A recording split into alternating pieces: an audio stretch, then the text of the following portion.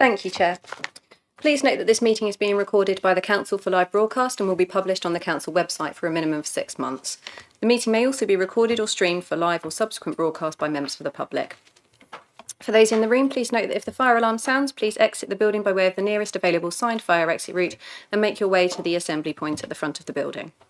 Finally, please ensure that background noise is kept to a minimum and that mobile phones and other devices are turned off or switched to a silent setting for the duration of the meeting. For those in the room, this includes turning off microphones and turning the volume down completely on laptops. Thank you.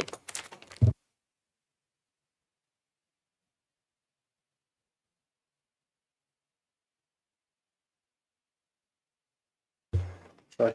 Yep. Apologies from Councillor Oliver Waters.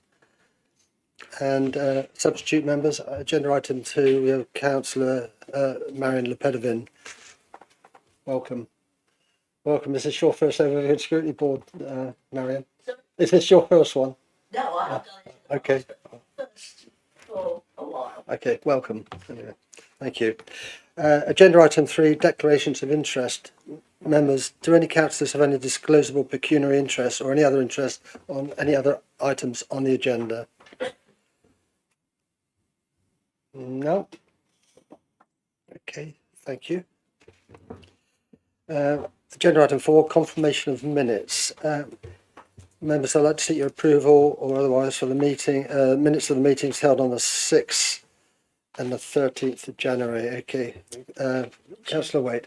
Thank you. Thank you. Regarding the meeting on the 6th, I think it was page 3 at the top there, reference was made to statutory authorities where I think it should read strategic authorities. Thank you very much. Okay, if you could note that, please. Thank you. Yeah, that's fine. Thank you, Chair. We'll change those. Thank you. Anything else, members? Okay, we'll take the minutes as accurate, apart from that one amendment. Passing on to the action sheet, which is on page 17 of the agenda pack, if I can find it.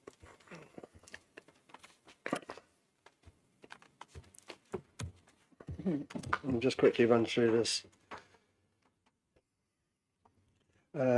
Meeting date 27th of August, minute number 28. The board requested the report on the capital as part of the Q2 report be brought forward to the board, which has been done. Its action is actually on the Q3 report, which we'll be discussing this evening.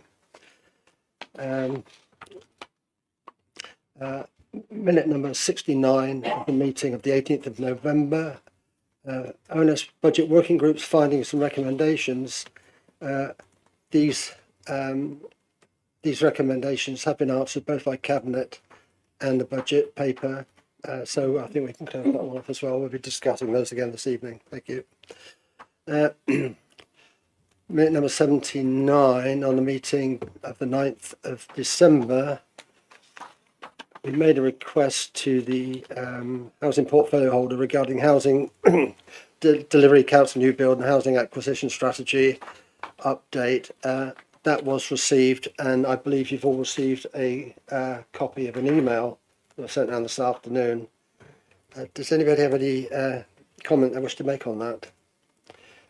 I will say it still doesn't provide the clarification that we were looking for, and so I am going to go back. Whilst this action can be closed, I am going to go back and ask for further clarification on the information that we've been given. So that will become a new action, please. Thank you. Meeting on the 6th of January, BCP Community Safety Partnership Annual Report. Response to be sought from the police on the query around crime reporting in the early hours. I've not seen anything on that. We haven't received anything. Nothing? Sorry, we haven't received anything on that yet, but when we do, we'll circulate around to board members. Are we actually asking, who are we asked that question to? Is it the police directly? Yes, Cat Macmillan was seeking a response from the police directly. Okay, thank you. That will stay on there. Agenda item devolution. Devolution, yes. To ask the leader to arrange an emergency full council meeting, which we did, so that one can be cleared. To undertake an evidence-based piece of work, which was carried out, and we discussed that at full council, so that one can come off. Regeneration progress report to be added, which we've done. And that's one was completed, so we can take that one off. So we clear quite a few of those actions. Okay, thank you. So moving on to agenda item 5, public issues. Do you have any public issues to raise, please? No public issues have been received for this meeting, Chair. Thank you. Agenda item 6, responses of the Cabinet reports of the ONS Board, which you'll find on page 19 of your work pack. Has anybody got any questions on the responses from the Cabinet to the ONS Board as a result of those queries that were raised on the working groups? No? Okay, neither do I. Thank you. And thank you, Cabinet, for your responses. So moving on to agenda item 7, which is this 7. In fact, looking at 7 and 8, members, I hope you don't mind, but I'm going to suggest that we deal with both of these items together under one item. They are completely joined together in that respect. So if you're happy to do that, I know the our chief financial officer, he wants to do it that way. So unless someone's got any objections, I would prefer to do it that way too. All right, Councillor Cox, you all right with that? Okay, thanks. We'll do that. We'll take both those together. So having said that, firstly, I'd like to thank Mr. Richards very much once again for a clarity of the report, which makes it easier for people that don't, like me, who don't understand financial matters that well. But it was very, very clear, sets out all the issues. And I will say I cheated slightly looking at the 300 pages and went straight to the Section 25 report from the Chief Financial Officer, which for me really told the story in itself. But can I ask Councillor Cox if you'd like to introduce the papers for both of them, if that's all right? Thank you. I would, Chair. I think, do you want to make this statement now, or do you want to? Director of Finance would like to make a statement before I. Yeah, please go ahead. Thank you, Mr. Richards. Chair, the reason Mike's asked me to say something is the fact that at 3:30 this afternoon we received the final local government finance settlement for 25-26, because members recall in December we always get the provisional one, and then in February we always get the final one, and you know it can change between the two, and we got the final settlement this afternoon, and there were 2 changes from that was in the provisional settlement and therefore is included in the papers within your pack. The first change was to a specific grant. So this is a grant that can only be spent on the purposes for which it's given, and that's a Children's Social Care Prevention Grant.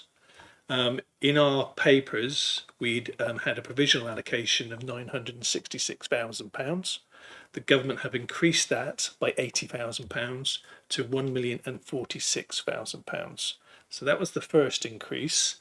The second increase is to, if you like, the unring-fenced grants. And in there, we made an estimate as to how much we would get from the Employers' National Insurance Contribution Grant.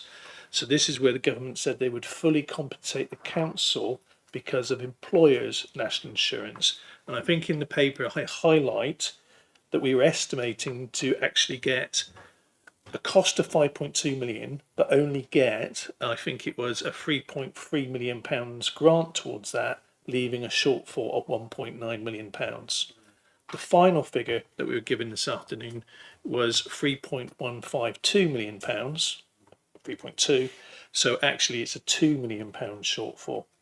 The consequence is that there's a £166,000 reduction in that grant compared to the estimate that we estimated, and therefore what I would automatically do is reduce the contingency, because the contingency in the paper was £2.6 million.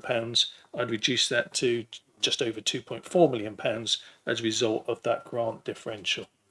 But I thought that was useful just to give you that update. It might also be worth members being aware, because it might be something you discussed tonight, around additional council tax ability to go over the threshold. The government issued that power, I think, to 6 local authorities next year. The The first was Windsor and Maidenhead with an additional 4%, Birmingham with additional 2.5%, Bradford additional 5%, Newham additional 4%, Somerset additional 2.5%, and Trafford Council additional 2.5%. So there were only 6 authorities that were allowed to increase council tax by more than the 5% threshold.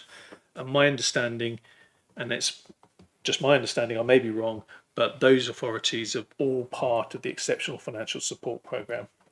So, they really indicated their difficulties to their financial futures as a result of the position they're in, and therefore that's why they were given that additional power.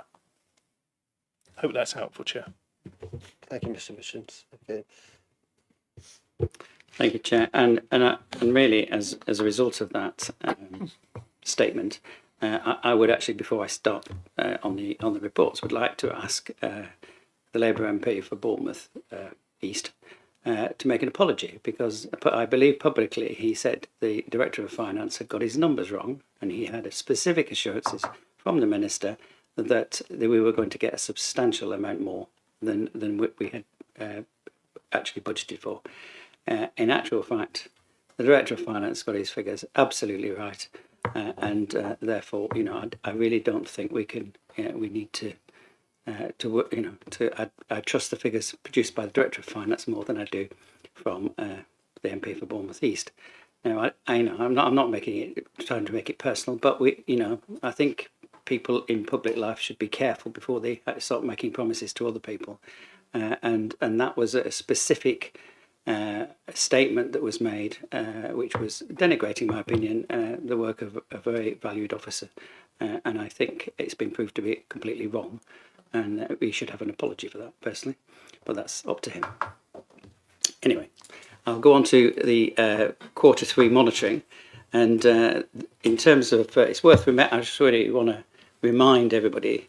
It's worth remembering the 24-25 budget was set over a year ago in February 24, where we agreed a net revenue of 359 million, which included 38. Got that? Sorry, Chair. Saying swap. You swap because your face isn't on the screen. Right. Okay.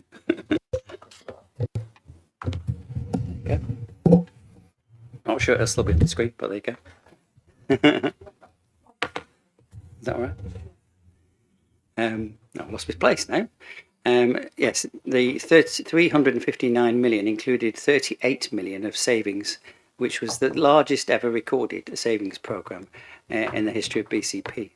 A programme needed to stop the drain on reserves, which had been the cornerstone of the previous budgets. We knew this would be difficult to achieve, and the combination of wet weather and increasing demands for social care and homelessness budgets have made it doubly hard. We set aside £8 million of contingencies to cope with this, and at the end of Q2, we had used these up, and we were still recording an adverse variance of £3 million. You can see from Table 1 that 4.6 million of savings have still not been achieved, representing 12% of the overall total. Efforts to achieve these and/or replacement savings are continuing in both children's and wellbeing. However, the overall pressures in children's services are very large and represent a significant proportion of the overall variance.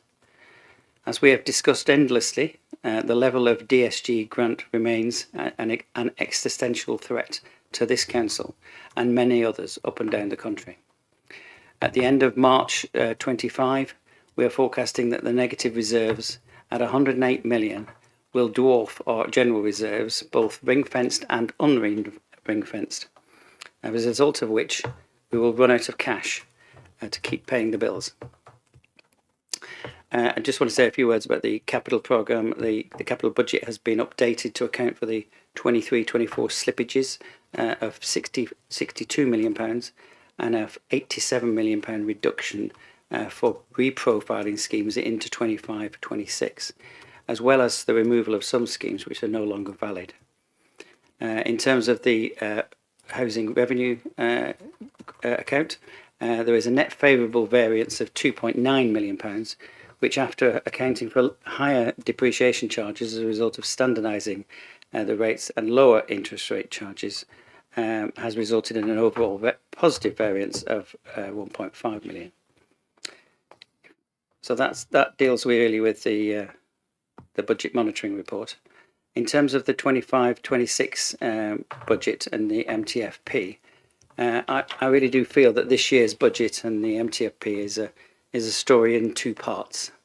Effectively, on the one hand, we have a general fund which has been balanced for 4 years, despite being landed with an £11 million additional cost by the government in the form of NIC and the higher National Living Wage Awards. But on the other hand, we have the abomination, which is the funding of SEND services. As outlined in the report you have before you, the proverbial Rubicon has been crossed, with the accumulated deficits of SEND now beginning to dwarf the Council's own reserves. Since the middle of May, we have been asking, or shall we say begging sometimes, the government of both parties, of both colours, for advice on what to do about our cash flow issue. It's now about 9 months later that we are starting to get the appropriate direction from them. In terms of the general fund, the key points to note are as follows. The BCP have been hit by this double whammy of national living wage and NIC increases, which, after appropriate grants were given, have left the council shortchanged by over £11.5 million. The council tax will be going up by 4.99%, in line with virtually every other local authority in the country, and as you've already heard, there's a number that's going way above that. We will be implementing £7.8 million of further savings to balance our books, which have been set out in Appendix 5A. We're providing £6.5 million in extra resources to cover the demand and inflationary pressures in children's services, and we're providing £14.4 million in extra resources to cover the demand and inflationary pressures in wellbeing services. Key assumptions within the budget are a 2.8% pay increase, which is in line with what the government have recommended.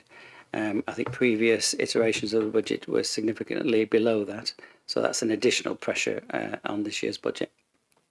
The utilisation of the one-off business rate collection fund to deliver the regeneration activities, the externalisation of the Russell Coates Museum, and a number of other items.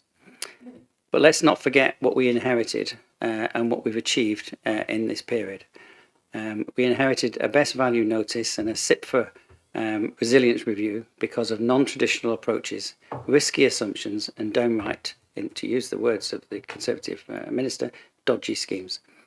The Three Towns Alliance is the first and only council to have such a demand removed within 12 months.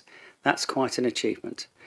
The children's services were rated as inadequate, with underinvestment and inadequate priority for improvement. BCP directors and staff, with the active support of this administration, have achieved what few others have, with a 2-level improvement to good. That is a significant achievement, not least for the children of this borough. The big plan, which was designed to soothe egos and promote political ambitions, has now been replaced by the corporate strategy, which puts people and places at the heart of our services, achieving a 90% reduction in children's temporary housing in B&B accommodation. In 2024, we set a budget which stabilised the finances of BCP Council. It was a tough budget, which we are still substantially delivering on, and which we have substantially delivered on, but there's still more to do. In 2025, it's a steady as she goes budget, but it deals with the fundamentals, and it shies away from any gimmicks so loved by certain former administrations. So that's my introduction to the papers. Thank you very much, Councillor Cox. Just before we open it up for debate, can I just give my congratulations and thanks to Cathy Hadley and Richard Burton and all the staff involved in the wonderful news that we had a good rating from the Ofsted report. This has been a really long journey, and you know it really is great news. Nice to have some great news. So thank you, and I'm sure we all agree in passing that on as a board to the team. Thank you.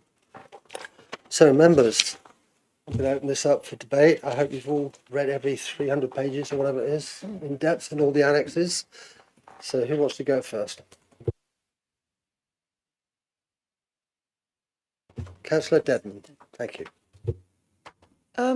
Yes, thank you, Chairman. And I'm on your point 152. Well, first of all, Chairman, yes, thank you very much. Really well written report. I really understood it. I can't say that I liked it, obviously, because why would we? It's a terrible situation. I think you actually said steady as she goes. I think keeping afloat has been an achievement, so well done.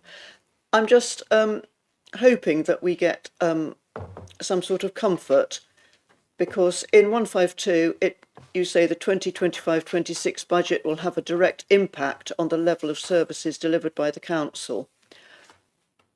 I'm hoping, and I'm pretty confident, that the man on the Clapham omnibus won't notice too much diminution, whatever it is. The services won't diminish enough to make people notice it.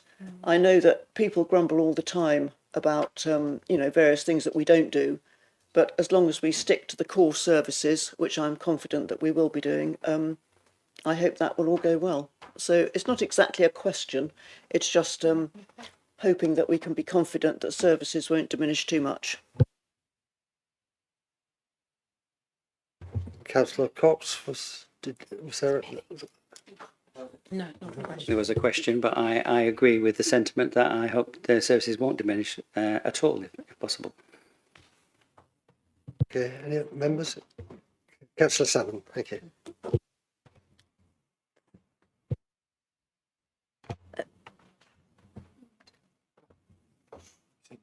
Yes, we've got that. Sorry, I could see people talking to each other.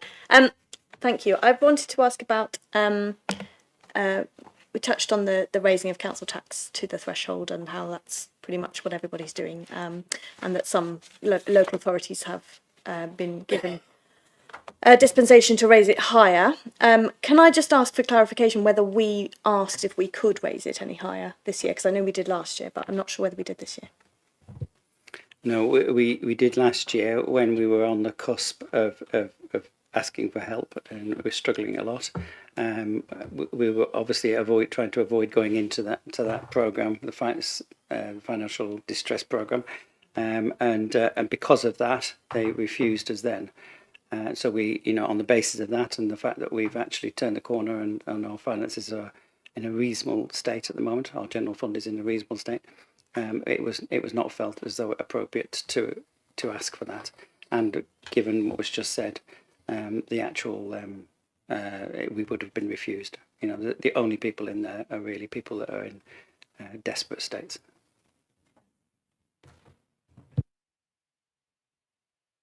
Yeah. I see the leader of the council who unfortunately couldn't be with us this evening.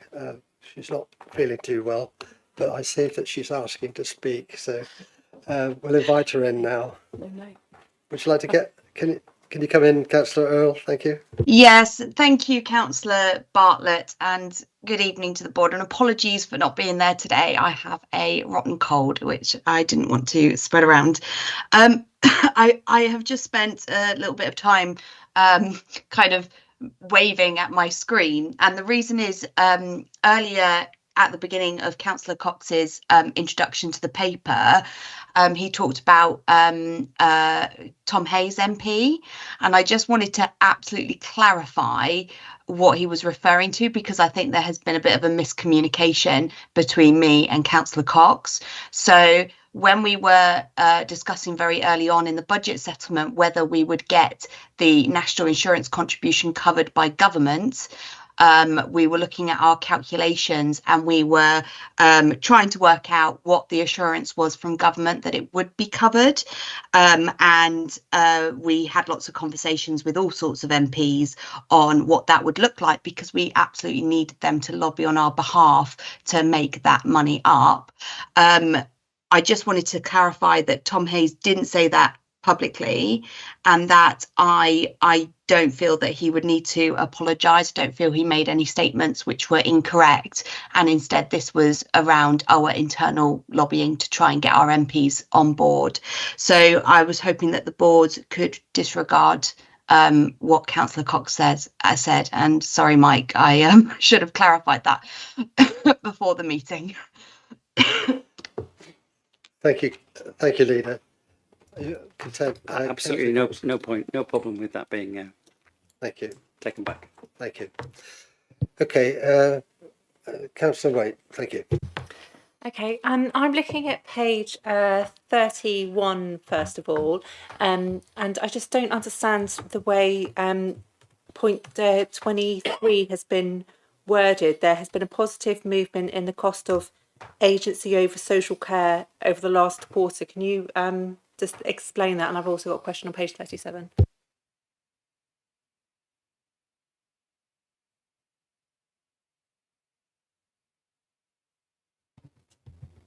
Are we talking about the budget here or the budget monitoring? Budget monitoring. Monitoring.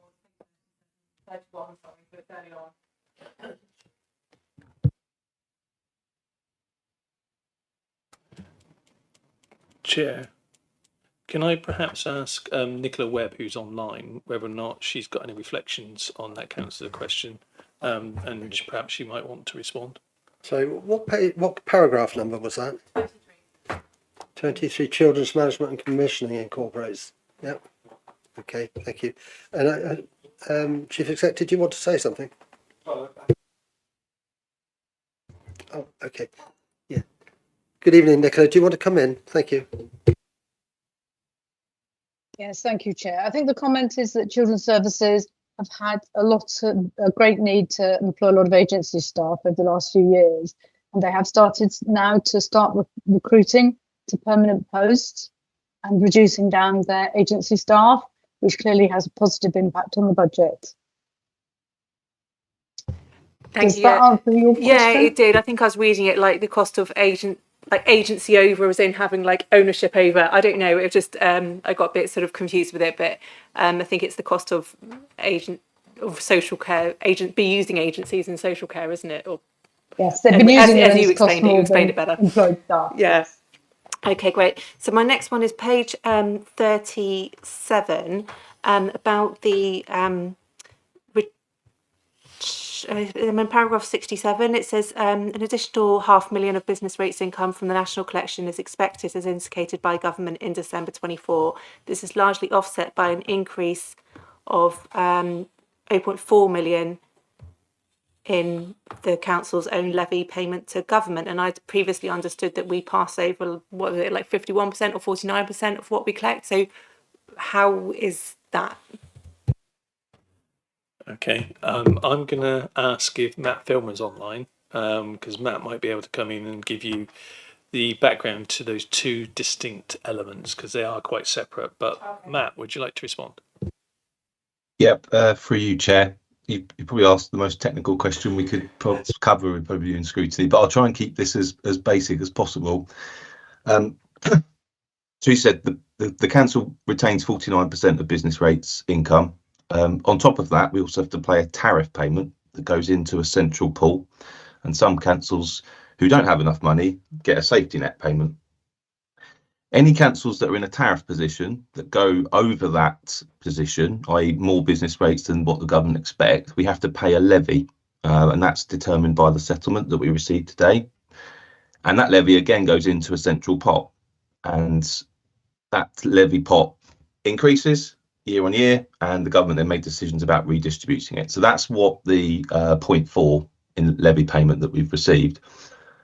The additional £500,000 in terms of income, this is, let's get into it. It's a redistribution of the increase on the settlement adjustment for the tariff.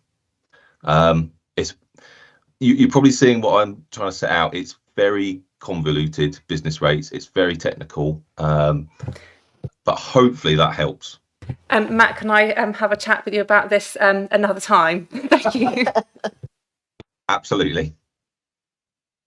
Okay, is that it, Councillor Wade? Yeah, okay. Any members? Anybody else? I've got a question. There's no one else. No? Okay. Yeah, go on. Yes, actually my question is on the budget monitoring on the housing revenue account. As it's very good news that we are doing well with that, and the budget is looking very positive, but I'm very aware that we cannot use that money for anything from the general fund. It can only be used for things that are connected with housing.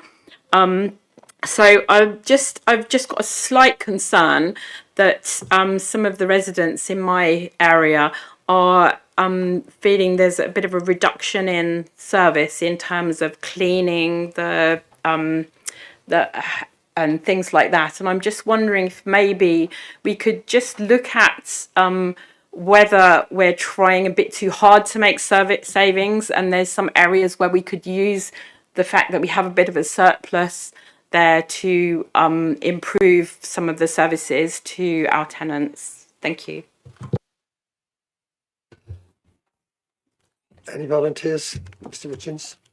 Chair, I think that's probably a question that perhaps we can defer to Kelly Dean, because I think Kelly has that responsibility for the housing revenue account in total. But what we have been trying to do is, once we've created BCP homes, is to create that consistency from the two legacy authorities.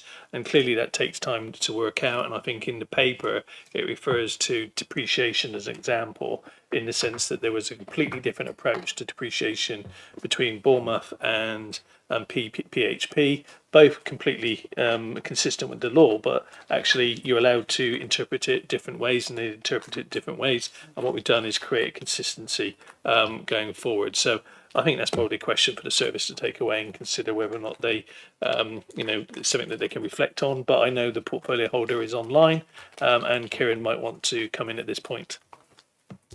Good evening, Councillor Wilson. You're champing at the bit to answer this one. I can see that. Would you like to come in? Thank you. Thank you, Councillor Bartlett.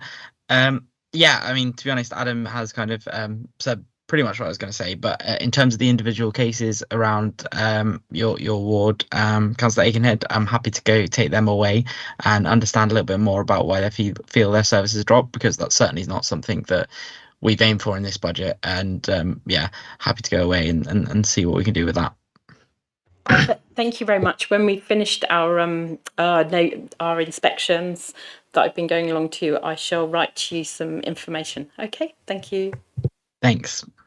Thank you, Councillor Wilson. Councillor Broadhead.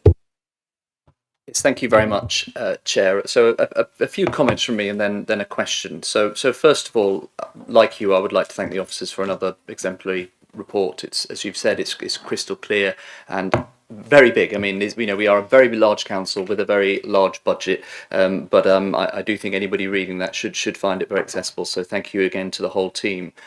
My first comment is that I would like to wholeheartedly agree with the Deputy Leader about the abysmal position that the government has landed us in with this £11 million pressure. So that's £11 million extra that the administration has to find because of the very rapid changes to national insurance and the national living wage, which, as you've heard from the Deputy Leader, has been compounded today by the final announcements reducing the amount that the government is compensating the council for that. So I think it puts us in a really difficult position, and whilst the leader may not think an apology is needed, I'd actually agree with Councillor Cox's first call, and I think we do need an apology, because this will hurt services and this will hurt the how council taxpayers are going to receive services from the council. There's just no way around that. So I think that needs drawing out loud and clear. The second point, Chair, is to echo your comments around the excellent results in our Ofsted inspection on children's services. And again, I think that is a whole team effort across everybody that works in the Children's Services Department in BCP Council. I think it's a really good result. I am slightly disappointed that the Deputy Leader chose to politicise this. We've always had an informal political agreement not to politicise this area. We certainly did previously as well, because actually the last administration put more money into children's services than ever before. So I actually just think, as you said, Chair, it's a long time coming. We should celebrate rather than preen about that. But ultimately, collectively, for a number of years, a lot of people have worked very hard on that. And I think it is the children that are going to see the positive result of that announcement. And then just a final comment before the question was just around the Deputy Leader's comments around the huge change from the last administration. Councillor Cox talks endlessly about reserves, but always fails to mention that the reserves that we left him in 2023 were exactly the same that BCP inherited in 2019. And he's always criticising the previous leader's big plan, but at least there was actually some semblance of a plan and a vision previously. We're not seeing very much of that at the moment. But I'm sure we'll have plenty of time to discuss the budget when we get to full council, and we've got the kind of final figures as well. Chairman, the main question I had actually, well, the first question was on the budget outturn report, and it's pretty clear in that report. And first of all, it's great that we're going to end up in a balanced position. But of course, actually, if you look at the detail, every single department of the council has overspent this year. So whether that is the operations, whether that is well-being, whether that's children's services, whether that's resources. In fact, the only department that hasn't overspent is a corporate budget, but as it explains in the papers, that's because of the released contingencies. So, you know, it's kind of a technical surplus, if you like. So I would just like to just have a question really on our budget setting. Do we think that is because the budget wasn't right, and we need to reflect on that and have a bit more realism in the future? Is it circumstances outside of our control? And I just wonder what the Deputy Leader's thoughts are on the kind of the stringentness of budget setting. Thank you, Chair. Yeah, Councillor Cox. Thank you, Chair. Just to try and be non-political, I do acknowledge that the previous administration did put money into children's services, so you know, and that was very grateful, and it was part of the start of the improvement. So I forgot what your bloody question was now. Budget setting, that's right. Do I think the budget setting is robust enough? Yes, I do.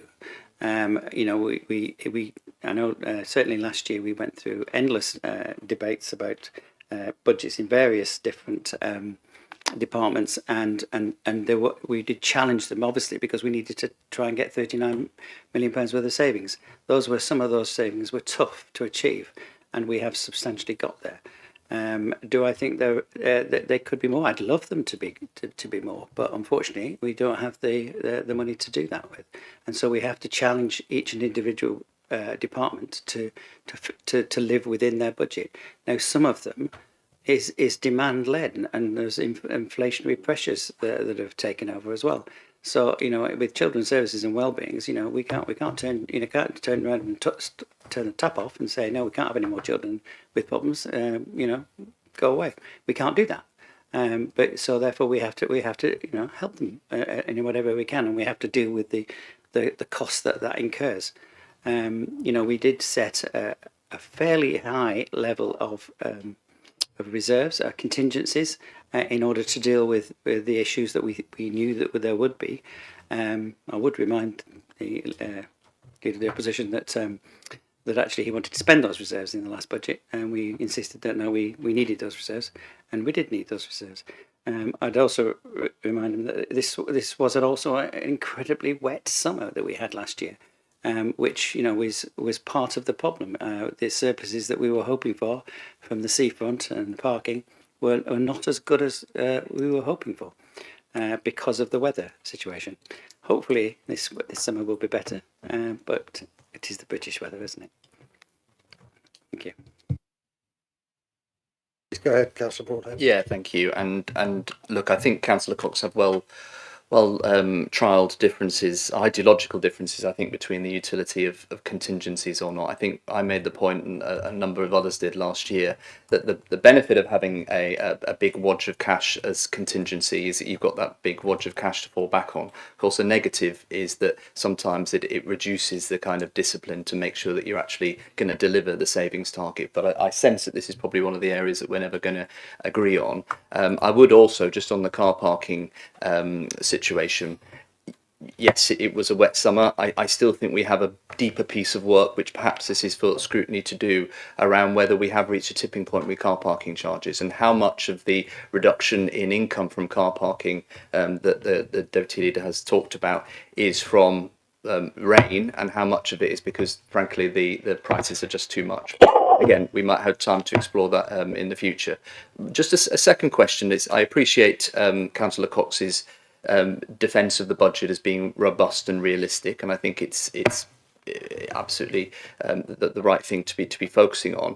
I just wanted to ask a very specific question, which I brought up with the finance officer last week, and it's back to the £11 million pressure that we're facing this year because of the increases to national insurance and national living wage. And of course, it's not a 1 year increase. That is going to happen every single year. We put the wages up, so that is an ongoing pressure.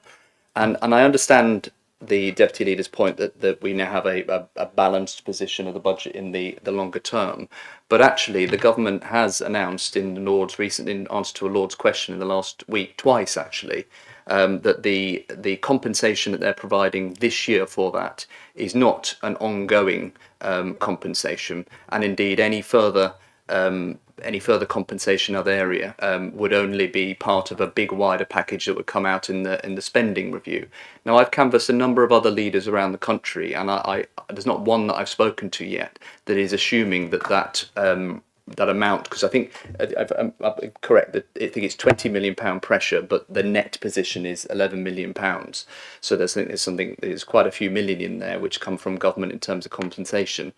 So I just wondered what the thinking was around whether we should be having that in the budget as an assumption of ongoing funds, or whether we should be realistic and assume, which tends to happen with government, that they won't give us any more money next year.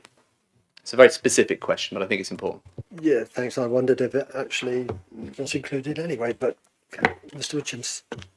Yeah, thank you, Leader. And Councillor Broadhead, helpfully, after Audit and Governance Committee, shared with me the correspondence from the House of Lords on this. And I think there's just a matter of interpretation here, because I think, my interpretation, or said in the House of Lords, is that because there's a spending review in 2025, that the government won't give a commitment to anything until after the spending review. And I think hopefully what I tried to relay in my response was, actually, as a sector, we are assuming that those resources will continue into that spending review and beyond that spending review period. However, what we know is that the government are keen on reducing the number of specific grants, because for 25-26 it's a specific grant. In the future, we think it might be wrapped up into the revenue support grant, and just rolled up the resources as part of that process. So it's almost impossible at this stage to say whether or not, you'll get pound for pound the amount that was announced today that we're getting for 25-26. As a sector, the sector is assuming, people up and down the country are assuming that same kind of level of grant will be received into the future. But clearly a risk and something that will need carefully monitoring, particularly as we go into the spring and we start to see the outcome of that spending review. Yeah, thank you. Councillor Aikenhead. Yes, I wanted to say a few things about the process and the way that we're doing scrutiny. First of all, a very positive thing. I feel that the working groups that we did leading up to this budget were very positive, and I would like to thank the Cabinet for cooperating with this process. I think it was also really helpful that we've had a lot of briefings and meetings and information in advance of this budget, and that has made it an easier process to do. But I think there are some things we can still improve on. Certainly we can, I hope that we will carry on doing the budget scrutiny with working groups next time. But there is something that I really feel strongly today that we need to commit to improving on. This is a scrutiny committee, and as a scrutiny committee, we should be considering the facts of the situation, the process, but this is not the right place for political arguments, for party political arguments. There is plenty of opportunity for that at full council, and you know me, I love to do party political stuff as well. I'm very tempted when I hear somebody saying something I disagree with to jump in there and carry on the debate. But this is a scrutiny committee, and we all make mistakes, that's fine. But from now on, I would like to see us try to keep the party politics out of the scrutiny committee and just keep this committee for the questions and for the really delving into the details and looking at how the process was done, and the things that scrutiny are really supposed to be for. So I'm not trying to get at anyone there. I'm just suggesting we can do better, yeah?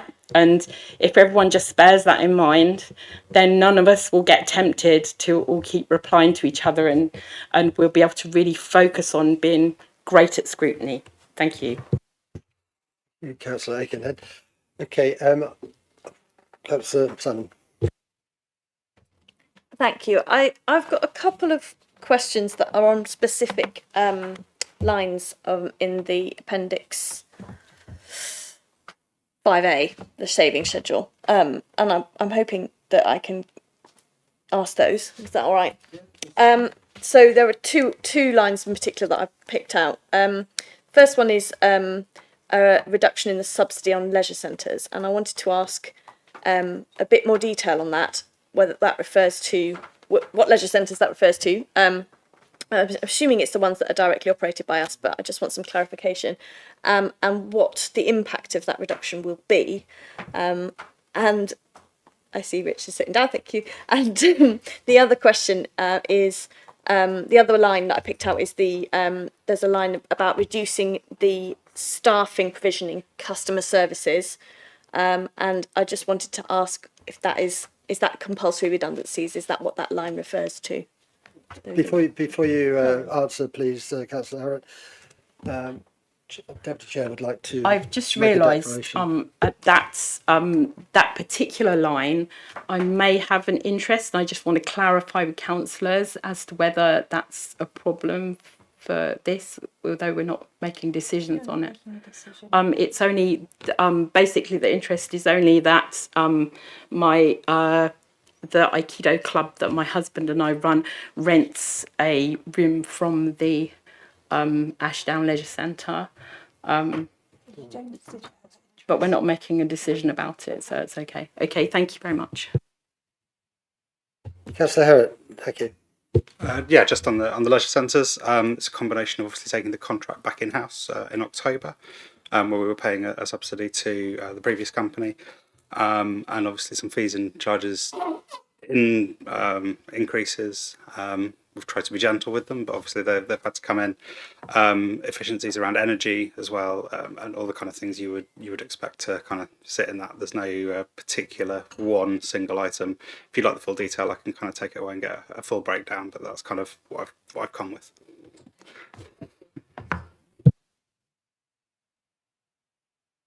So my second line then, sorry, was to about there's a line on page 149, same appendix, about the reduction in customer services staffing provision, and the question was, is that compulsory redundancies?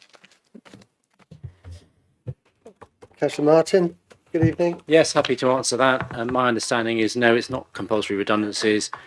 There's always a churn in customer services, and this is about non-recruitment or non-replacement of posts. Okay, thank you.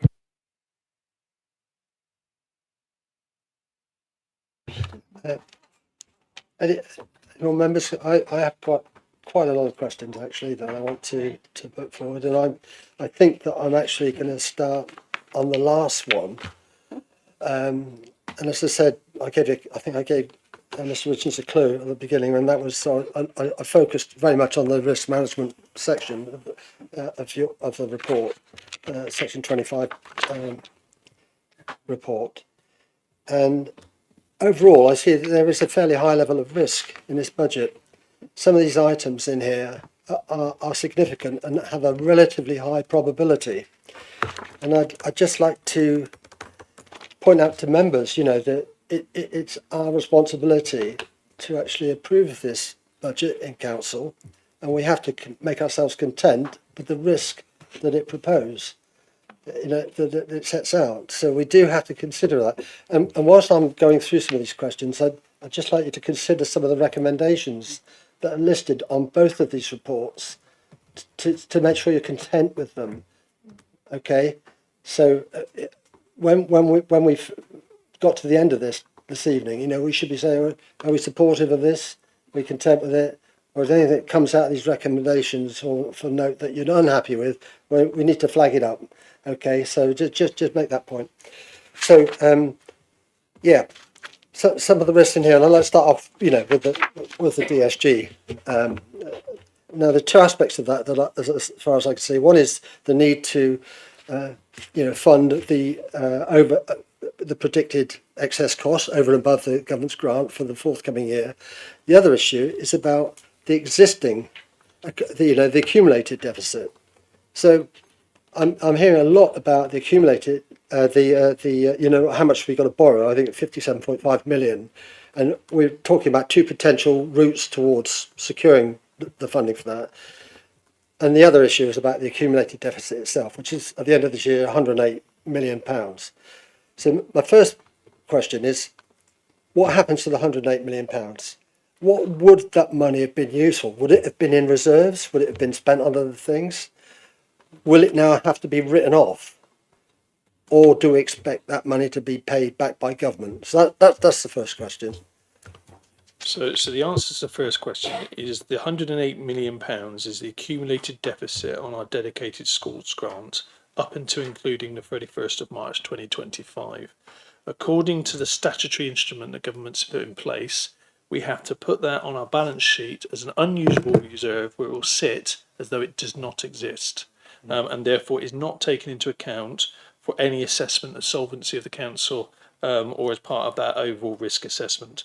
Clearly, if we discussed as a committee and as a council before, we have had to cash flow that £108 million. And I think we got a figure up until, say, for 24-25, we think the cash flow impact of that is around about £4.7 million. So in other words, I think Councillor Cox spoke earlier about £38 million of savings that we had to deliver to balance the 24-25 budget. You would have been able to avoid 4.7 million of those if you did not have this accumulated deficit on your dedicated school grant.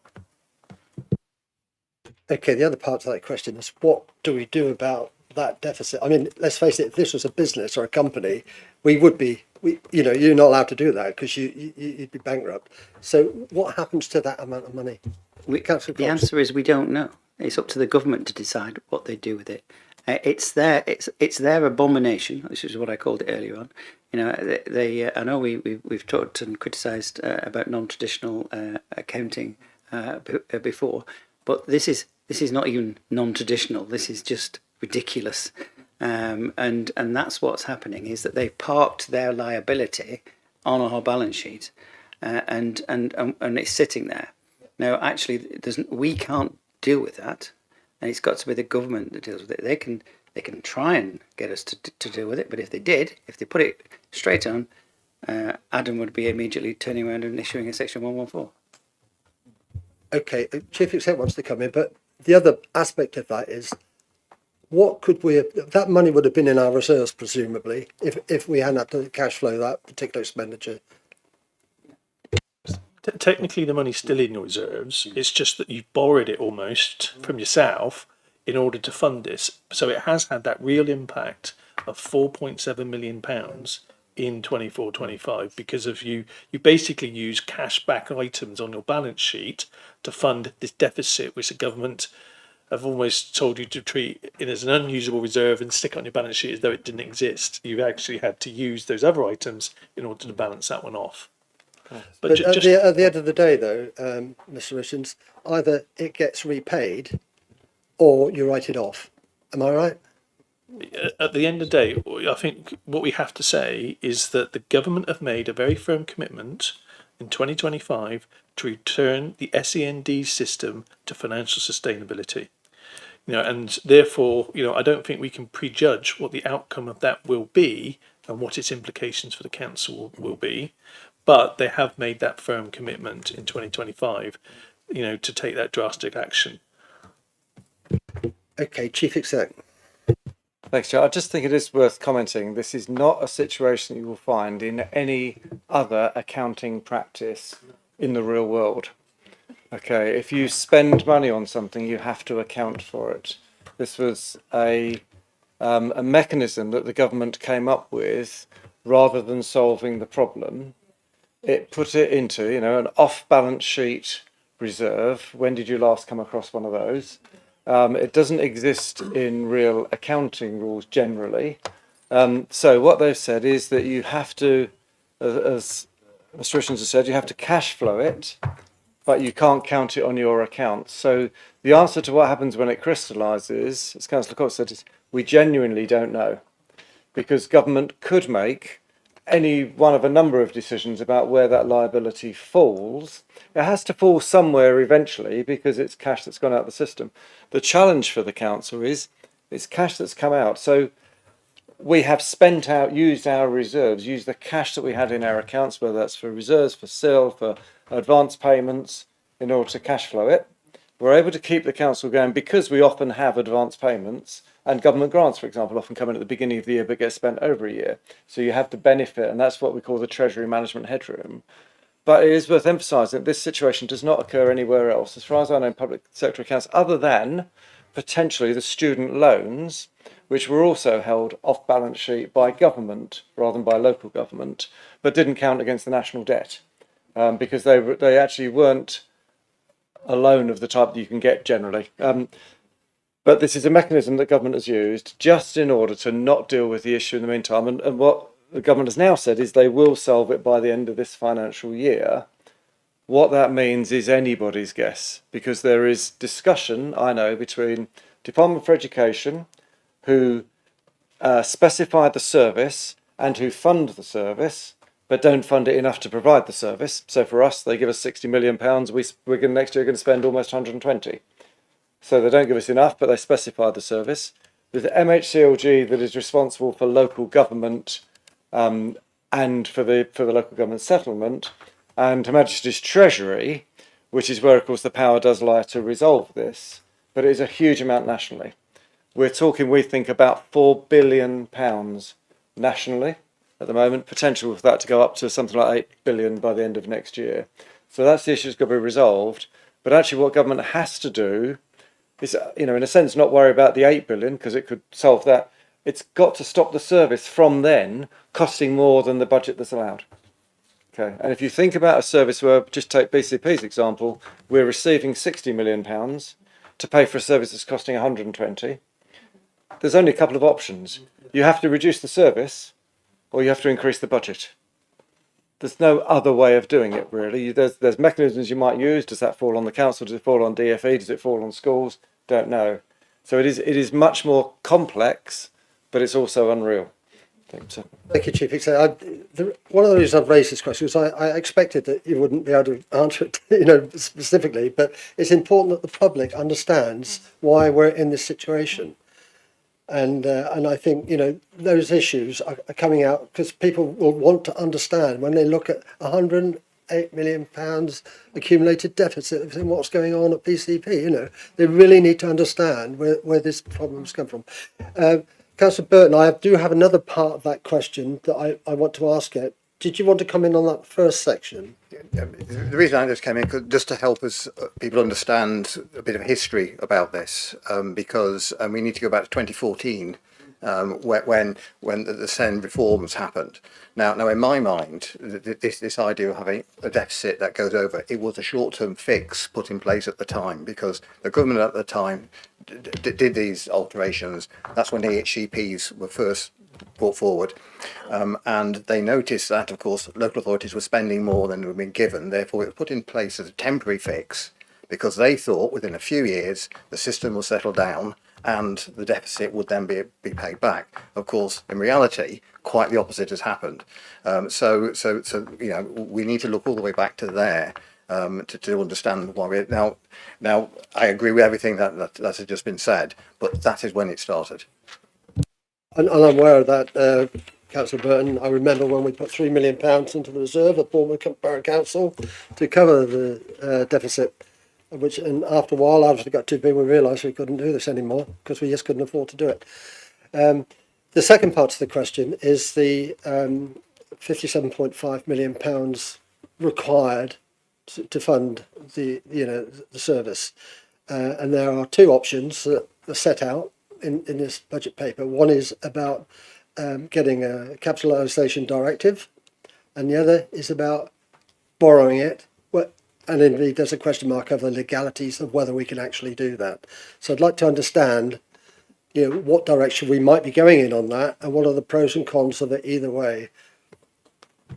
Chair, if I may, and at this moment in time, my intention is to try and, for Cabinet, issue an addendum to this report that gives you that clarity as to those two options.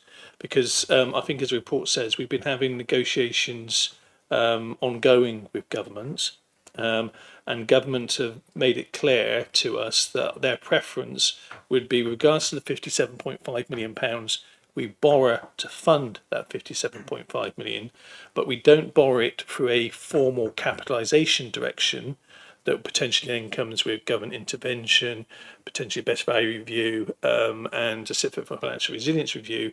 We borrow it through our treasury management headroom, and we can do that according to the government because actually it's only temporary borrowing. And it's temporary because they've made that very firm commitment to return the system to financial sustainability during the course of 2025. What I intend to do as part of that addendum is provide you a copy of the email we received from government, and because we've then tested that with both the external auditor and SITFA, provide you with those responses as well. It might be within the confidential section because of some internal checks and balances and processes that each of those organisations have to go through, but it'd still be made available to all members. Could I just ask a very simple question then? Assuming it goes that route, how do we fund the interest? Does the interest get paid by the general fund? And where does that fit in with the budget that we have now? Well, just to be clear, the budget you got before you allows for that interest, and that hit because of your, if you like, for your treasury management headroom. So, because you could quite rightly argue that actually under that statutory instrument, this shouldn't be impacting on your general fund, but it's always been impacting on every local authority's general fund to the extent to which they have been, if you like, cash flowing a deficit. As the chief exec said, that is quite astronomical figures currently nationally, and that's going to go up. So every local authority that with a deficit has been funding it through their treasury management headroom.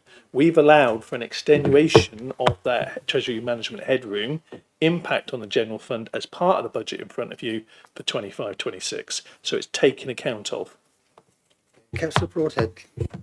Yes, thank you, Jen. It's just on this particular item, and I don't wish to rehash the extensive discussion we had on this very subject at the Audit and Governance Committee last week. But I think you raised some really valid points, and I do think it's worth as kind of kicking it around. And I'm pleased to hear the Section 151 officer commit to bringing some extra detail around this for the Cabinet decision. But just a bit of warning from me, because there's every likelihood that the government's commitment to return the system to financial sustainability by the end of the year could be to allow force councils to borrow for the existing debts that already exist. So this idea that the Treasury management flexibility is there because it's temporary borrowing, well, that could actually lead to obviously it could end up being long-term borrowing, depending on where the government lands in terms of what it considers to be the longer solution. And I do think there needs to be some proper risk profiling of the pros and cons for capitalisation direction versus borrowing with the kind of comfort letter from government around don't worry, we'll allow it in this circumstance, because we talked about this extensively at audit and governance, and I completely understand the reluctance of the council to want to do a capitalisation direction. We've never had to take one before, and as we've heard, there are all sorts of issues that come with accepting a capitalisation direction. On the flip side, it is a formal process where government have essentially admitted that there is an issue that they are part of the commitment to fix as well. And I'm just a bit worried that if we just borrowed on the hope that there's going to be a solution that might be better a bit further down the line, well, government doesn't have a tremendous history of all colours of coming to the rescue, but actually it kind of deformalises that process. So there's pros and cons on both sides, and I completely get why we would negotiate with government to see what options there are. But I would just like to perhaps, and maybe it's after this report has been presented at Cabinet, have a deeper look, because as you said earlier on, Chair, we will have a decision to make about the budget when we come to full council. This £60 million potential bailout from the government is a huge amount of money, and we have to make sure it's probably the biggest risk that we've got, frankly. And I do think we need a healthy discussion about how we actually furnish that very real situation in the short term. Thank you. Mr. Richards, thank you. Chair, I suppose it might be just worth emphasising that at the moment the government is suggesting to us that we actually fund the £57.5 million through borrowing. If we take a capitalisation direction, that is borrowing. So it's borrowing or borrowing. The difference between the two, if you go along the formal capitalisation direction route, and just for the record, we were given a capitalisation direction in 2022. We never drew down on it. If we go down that route, then we get into things like having to formally set aside for that repayment as part of future years, i.e. MRP payments. If we do it through the Treasury management route, you don't actually have to do that as part of the process. The other thing, if you go through a capitalisation route, you're potentially exposed to a best value notice, government intervention, and potentially a SIP for financial resilience review. That would be a potential under capitalisation route. And if you go down the capitalisation route, there's that, how does the sector respond to that? Because clearly there's reputational risks, and people that lend you money might not be so keen to lend you money if you are on that capitalisation direction list. So it's just, as the councillor said, there's pros and cons on both sides, but clearly, at this moment in time, we're being suggested that we use our Treasury management headroom. We've also got to recognise that government issue those capitalisation directions. We can't demand them. It's up to them. And at this moment in time, the government are telling us that actually they don't think we need one because they think we can use our temporary powers because they're going to resolve the system in 2025. I think I see Counter Report Head wants to come back. Yeah, fine. Thank you, Chair. And look, we're never going to resolve it in the room tonight, but I do, and I'm really grateful to hear the extra information for the 151. But it can't escape the committee that earlier on in the meeting we heard that there are a number of councils that have been given extra flexibility on things like council tax. Not that I'd ever advocate for more council tax and above the referendum limit, but sometimes if that was a choice between that and cutting all your services, that might be a choice that you want to have.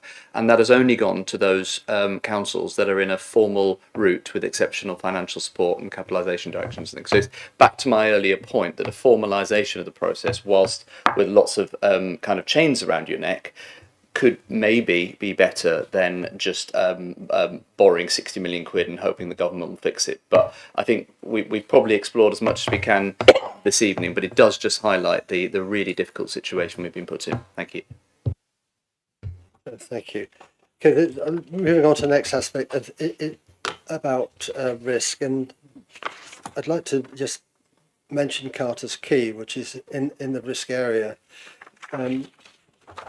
We understand that it's with the administrator, and we've been waiting for an update on what's actually happening with that. But it did seem to me that this risk is changing, and it's getting more and more difficult to manage as time progresses. When we look back to when we first reviewed the situation through overview and scrutiny, we were sort of given some assurances that the council's position was protected by its charge against the land registry title.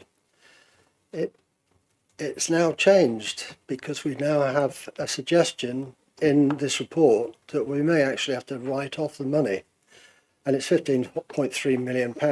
Now I know an element of that is associated with the land value, but we don't have title to the land.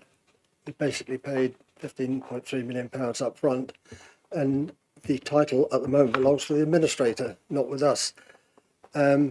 So I think this situation, and notwithstanding that, the financial impact of that is the attraction of the interest that we're paying on that money that we borrowed to pay that part.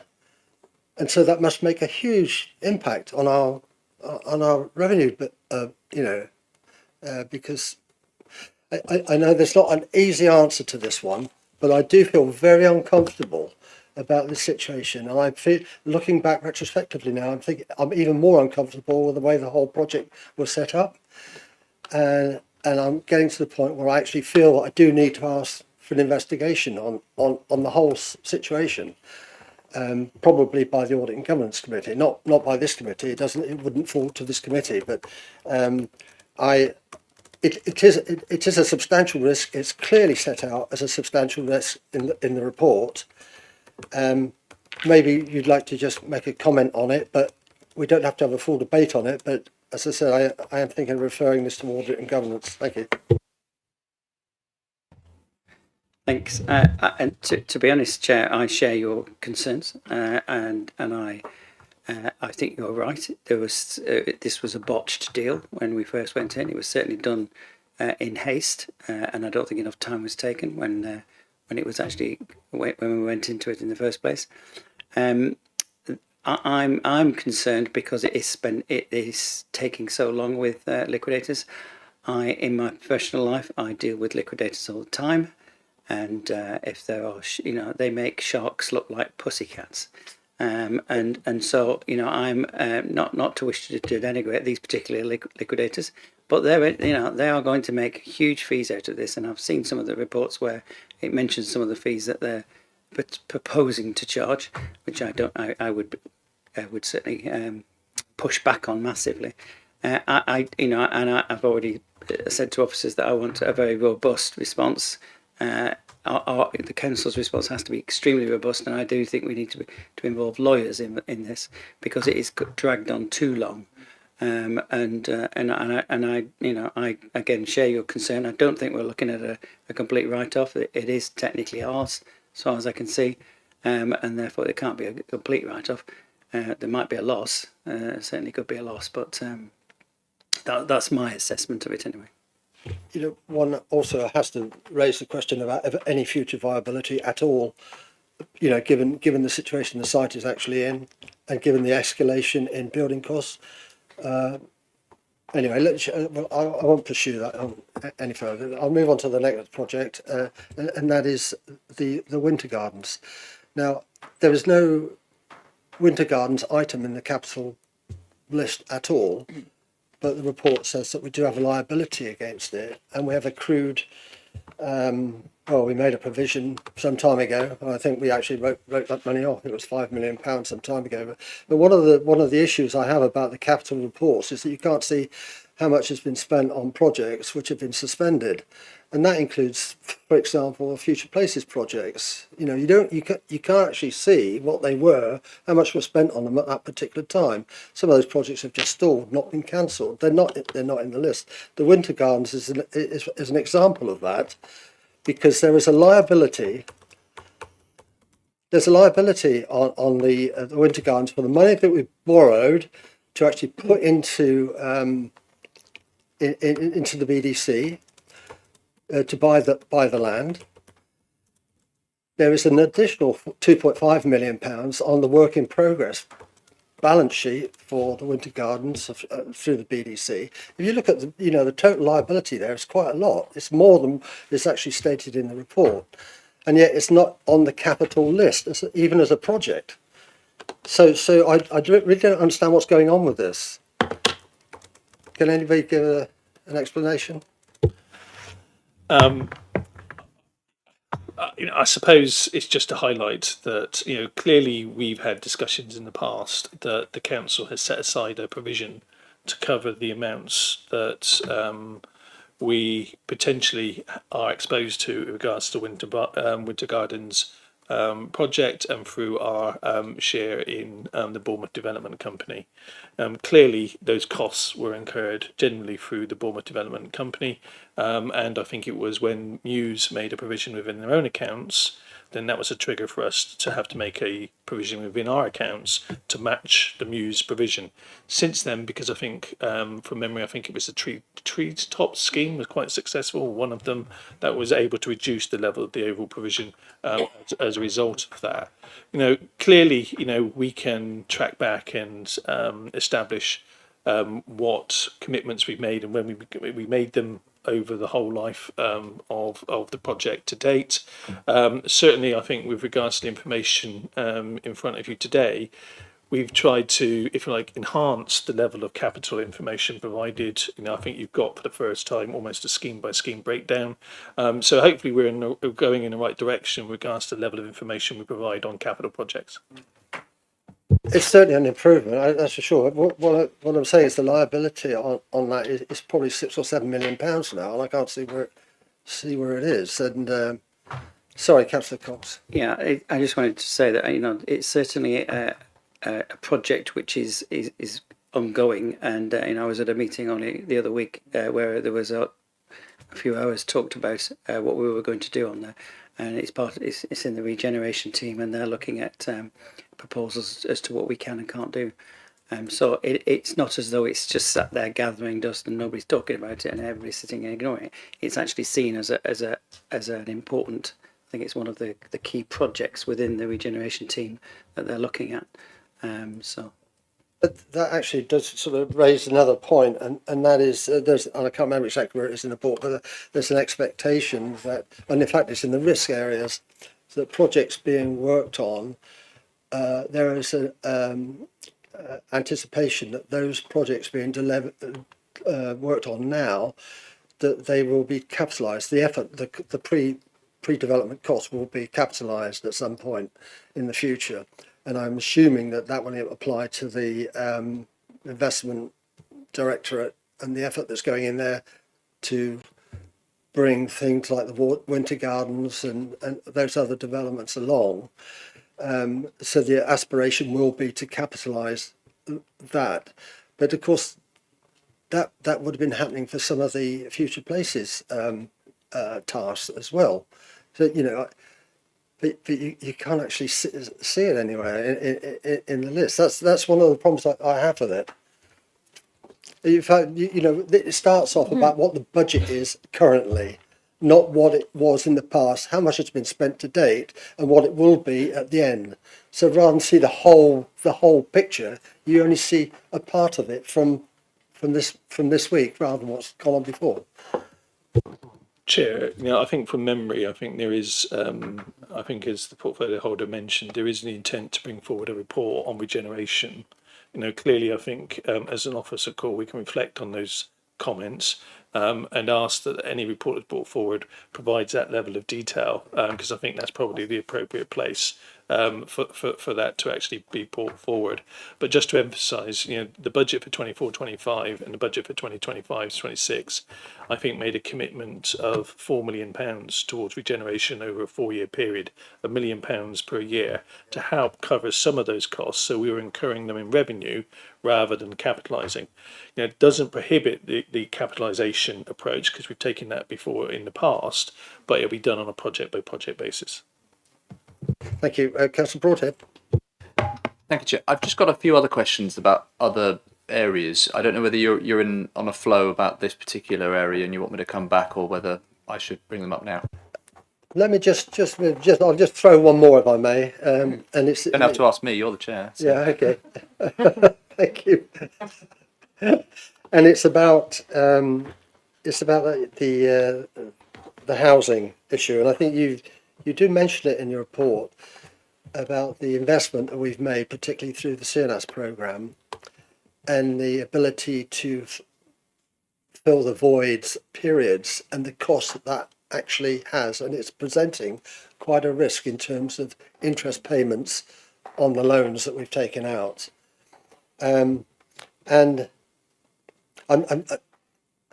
just trying to quantify what that might be. You know, you obviously see it as a risk, and in fact, maybe Councillor Wilson could say something about this, because just before Christmas, we were told that there were somewhere in the order of 50 properties that were in work and would take some months before they could be occupied. So we borrowed the money for those 50 properties, paying interest on them. They're not occupied, so we're having to pick up the interest. There's no revenue coming in on that. But then just before or just after Christmas, we were told that there are no families in temporary bed and breakfast. There was no families. Might have been one. So, you know, there's a line of properties lined up, and where are the customers for it, basically? There may be no families, but there may well have been a number of homeless people who are single. I'm excluding the single homeless people. This is just family accommodation who are then transferred that potentially could become homeless because they've been evicted or whatever, and they would be moving into the homes that we've bought under the CNS programme. Maybe Councillor Wilson could just come in. What's flagged it up is the additional £10 million that we've been awarded apparently recently by the government to actually invest in more temporary housing. Councillor Wilson. Thank you, Chair. Yeah, so I suppose on the financials and how we're paying the interest, I'll let Adam come back on that. But in terms of the actual process of, you're correct, and we actually now have no families in B&B, which is a huge success for the council, I think, and a really good news story. But we still have properties that we use for temporary accommodation that we have acquired, and now instead of having to ever go into temporary accommodation, we are still getting and seeing large amounts of demand from families presenting as at risk of homelessness or homeless, and they're going straight into properties that are homes, you know, that we've acquired through the temporary accommodation acquisitions part of the CNAS programme. So what it's doing is it's cutting out families ever having to go into B&B. So that's where we're at currently. I don't have the up-to-date figures in terms of where we are with how many are currently void. So I'm happy to try and go away and get them for the board.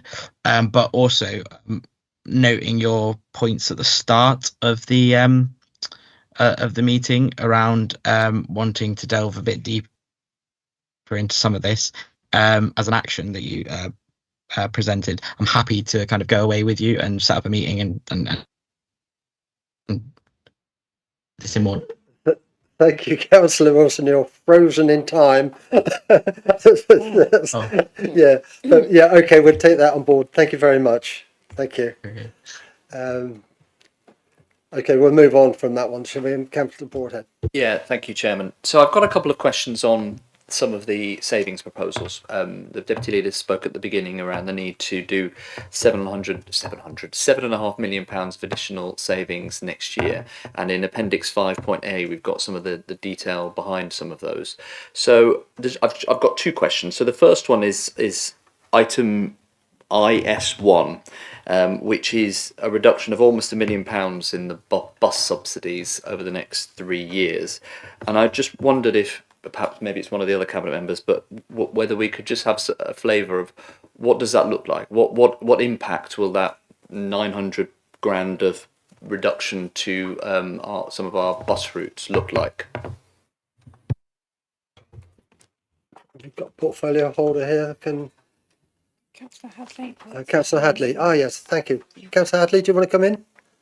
Yes, thank you. Thank you. Yes, it's a difficult position that we find ourselves in. We obviously need to consult on those routes and see what we can do with them. With the Enhanced Bus Quality Partnership, we have been able to keep those going. We are in continual dialogue with the bus company. We now only have more bus in the area, in looking at their routes and whether they can turn them into commercial routes. And in some cases, they may become commercial routes or adjust the routes. But it's a key element that we'd like to preserve the routes that we can that are subsidised, because they are generally ones that are providing a social service that are not otherwise commercial. But it's a continually testing process, and we have already extracted savings from the bus subsidies, and we'll continue to do so. But it's a dynamic position. That's right. Yeah, no, thank you. I think it is what it is, but thank you for the answer. So the second one, which I'm just hoping to get a bit more clarity on, is on the next page, OS1, and this is probably the beefiest of the kind of saving/income in the whole thing, which is allowance for increased fees and charges in future years for commercial operations, which is almost £2.4 million of increased fees and charges over the next 3 years. 776 grand next year alone.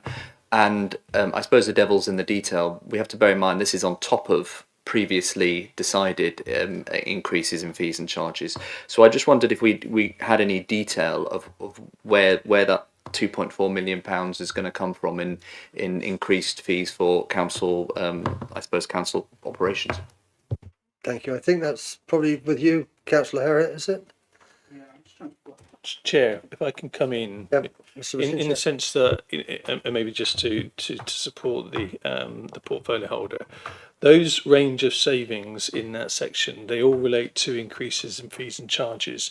Generally, that is an application of the 2% standard increase in all our fees and charges across the board, other than, as where Councillor Broadhead said, there had been a specific decision made at some stage in the past. We've also made the decision to recognise that if in any of those operations the cost base has increased more than 2%, then that should be reflected in the charge as well. So if you've got a service that's particularly dominantly impacted by the increase of 6.7% in the national living wage, then you would expect to put up charges to cover that. If you've got a service that's actually very staff-based, then you would expect the fees to go up by 2.8%, which is a standard increase in the staffing base, plus an allowance for the national insurance, the employer's national insurance increase, because the figure we quoted earlier at 5.2 is net of all those kind of assumptions. So it's just recognising it's an increase across the board in fees and charges within the operations directorate. And yeah, that's pretty much exactly what I've come to.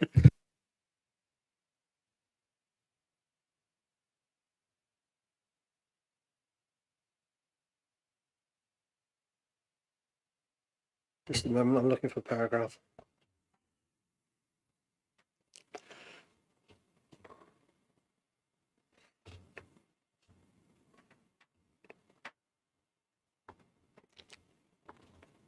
Paragraph 8. Oh, yeah. Yeah, on page 62, on paragraph 8, under the heading Corporate Strategy, there's the last line of that paragraph says that the cost of living crisis and the financial environment, which saw the council enter the government's exceptional financial support programme in 2022, and will again as part of the proposed 25-26 budget. What does that actually mean? It means when I wrote that, we were potentially looking at producing a capitalisation direction to fund the 57.5. Clearly, I didn't pick up in all of those pages that when I changed the recommendations, I probably needed to just change that sentence as well. So forgive me, please, Chair. Okay, thanks. I just realised I've got a question. Go on, Councillor Aikenhead. Yeah, go on. Okay. Yeah. I've just noticed another question that I've got on fees and charges. I see that you've got the resident survey to be conducted every other year. And I understand why that might be necessary, but I don't quite understand the figures, because it says that it's the saving in the first year, presumably because you're not going to be doing it, but then in the next year, it's actually the saving is taken back again, so it means that you've got zero savings altogether. So I wonder if that's a mistake, or because surely if we're only doing it every other year instead of every year, it should only cost half as much. So there should be some overall savings. So, Chair, it's late. It's been a long day, so forgive me if I get this wrong. In the sense that we have a budget of £25,000 this year.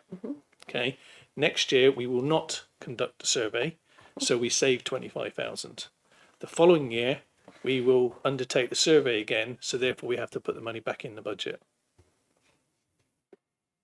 So that's why it's a credit, a debit and a credit. Yeah, it's very odd because it looks like we don't save anything overall, but I guess save it just in 1 year, yeah. Which is the 25-26 year. You have to reinstate it for 26-27. Probably should. Okay. Yeah, it should be. Should then show in the next column. Point that out. The other way around. Just say.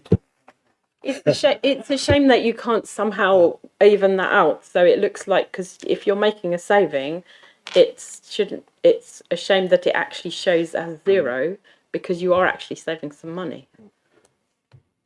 Chairman, Sorry. If I could suggest, Chairman, if we averaged it out, it would show as a £12,500 saving per year, but of course it's lumpy. I've just got a couple of more. Fairly, I've got a lot of questions which I'll put to you in writing, but they're fairly significant. But just for my benefit, could you tell me what there's an expenditure of 1.731 million on operation strategy, and it's in Appendix 5. I'm not quite sure. That's obviously a department of some sort. Operations strategy. If you go into page 143, Appendix 5. And it's operation right on the very top under service units. There must be a service unit called Operation Strategy. I'm just wondering what that does, apart from strategize, of course.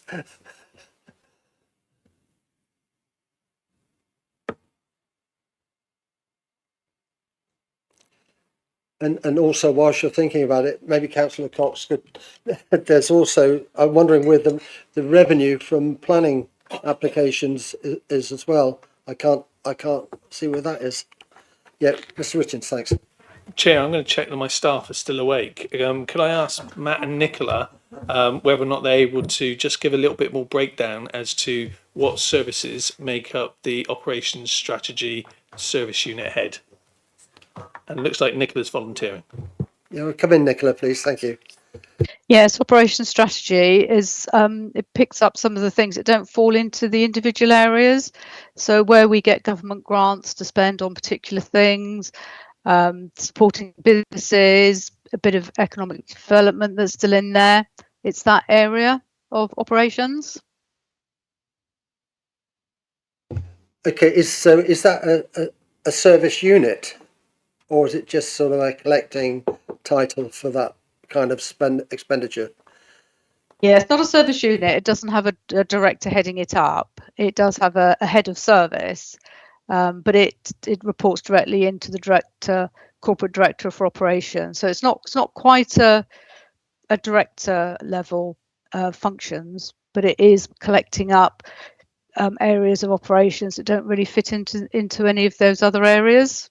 And it's, as I say, it's got a hangover from the economic development area. When there's grants that come in to support businesses, it takes administration to do all of that, and that's all collected up there. Thank you. And the last one on the bottom of that chart on page 144, under planning and destination, I can see any costs there, but I can't, with the budget, I can't see any revenue coming in. And I thought there would have been from all the planning applications and everything else. Chair, I think what's shown here is the net budget. So you've got the gross budget less your income equals your net. Oh, okay. Well, I was confused because under some areas where property maintenance, you see something coming in. So that's not a net. That's not a net figure, or is it property maintenance a net figure as well? I think that's a net credit of 1356. Yeah. I think it's just the mechanism. So there's more income than there's expenditure in that instance for whatever reason. That's why I asked the question: where is the revenue coming from planning applications? Because I couldn't see it. Yeah. Okay. The last comment I'd make is that the data on housing in here needs to be updated because it's actually quite out of date now. And you've heard Councillor Wilson talking about the numbers in terms of families in temporary bed and breakfast and all that. So I don't know if you want to look at that. Chair, just to recognise that, when I produced the section 25, I reflected on some of the conversations that had taken place in this overview and scrutiny, and clearly, very objectively, I picked up the conversation around, we'd bought properties, we were incurring interest on properties, but they were sat void and we weren't using them. So I think that was a valid reflection in regards to the risks the council's facing. Clearly, the numbers would have moved on since I probably wrote that just before Christmas or just after Christmas. The reason I mention it is because it's significantly different. Not that one would expect it to change, but I'm surprised at just how much it's changed, and that might change some of your thinking on some of this. That's all. Okay, members, anything else? Okay, if there's no more questions, I'm going to wind my neck in. And ask us just to reflect on the recommendations and ask if we're content about them, but for both papers. I must confess to having real nervousness about the borrowing and where we're going on send. I can't help but feel unnerved about that. But it sounds like we don't have any options in this. We've got to go with it, and on that basis, I will support it. But I really feel very uneasy because it's our residents that carry the risk for this, and it's huge amounts of money. Okay.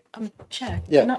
Can I suggest that one thing you might like to add to, or for us to decide as a committee? You mentioned about asking A&G to look at the Carter's Key situation. That would make sense to put that forward as a formal recommendation. Okay.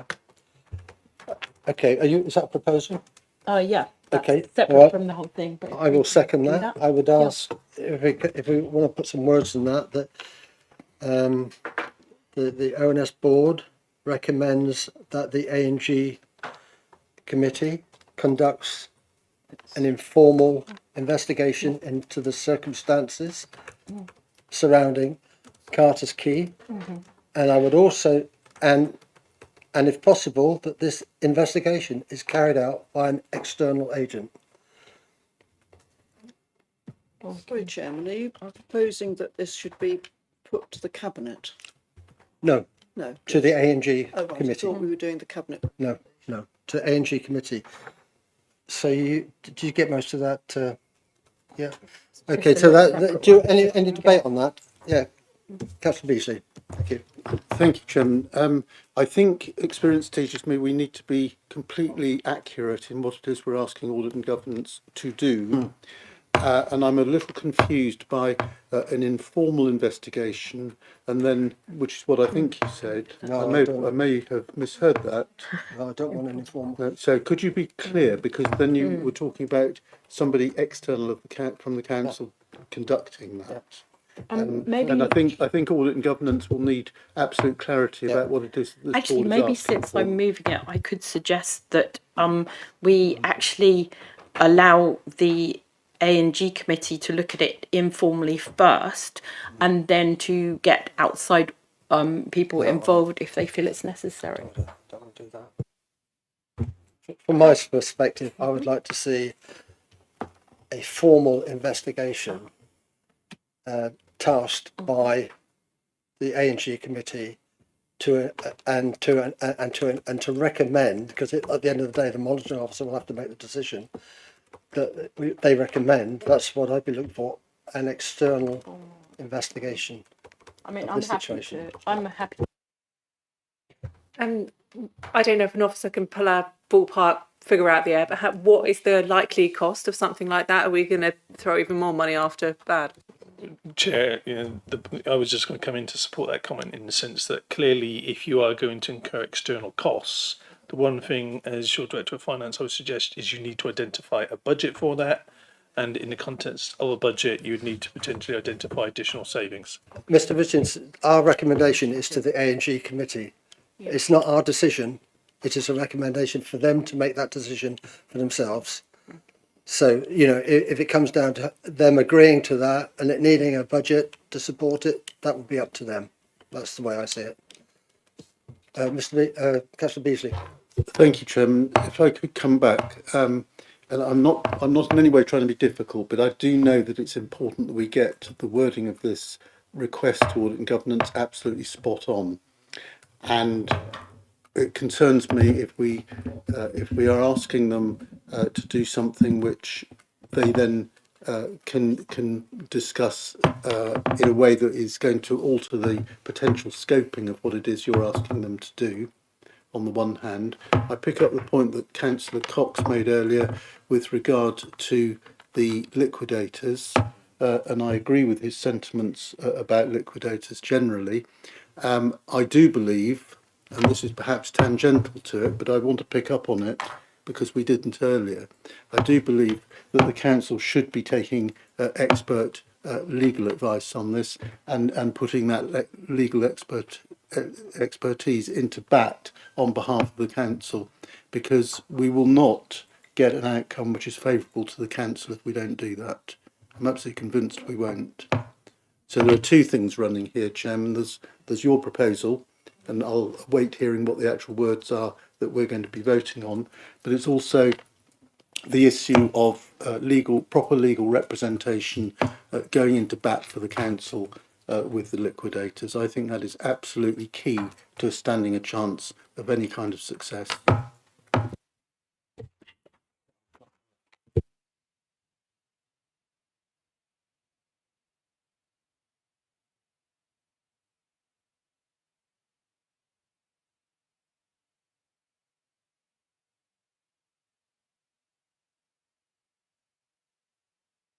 Since I'm moving it. Oh, yeah. Okay, so we've got what we've got for exact words here is the ONS board recommends that the A&G committee instigates an investigation into the Carter's Quay development. Short and simple, and it leaves the A&G committee to do the important work of deciding exactly how they want to do it, because it's not really up to us, the committee, to tell them how to do their job. A few people want to come in here. Okay, so that's the proposal. It's been proposed by Councillor Aiken. I've seconded it. Now we can have a debate on it. We'll come back to the point that Councillor Beasley made in a minute. Yes. Thank you, Chairman. If I may offer some advice, I think you need to be more specific on what you're asking for. I think those words could be taken to be very, very general. I think they could investigate, within that, the whole history of Carter's Quay.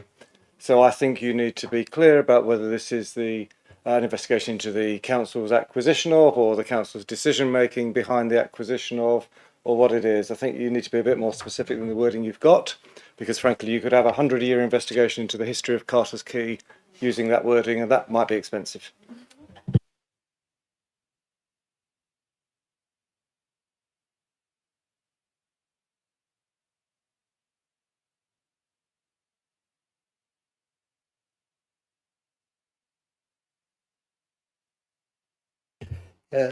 Anybody else want to come in on this? Councillor Wade. I'd be very happy with the wording that you've suggested, Sue, and of course Councillors Beasley and Broadhead are on A&G, so you'll have the opportunity then to, to put it down and make sure that it's what you expect it to be. I think from ONS, leave it at that. Any more comments? If I'd just like to come back on Councillor. Councillor Aikenhead? Yes, I just wanted to really reply to say that I do understand concerns about how big this could be, but I feel that we should trust the A&G committee to scope it themselves. We're expecting them to scope it and decide whether to do it. We're only recommending it to them.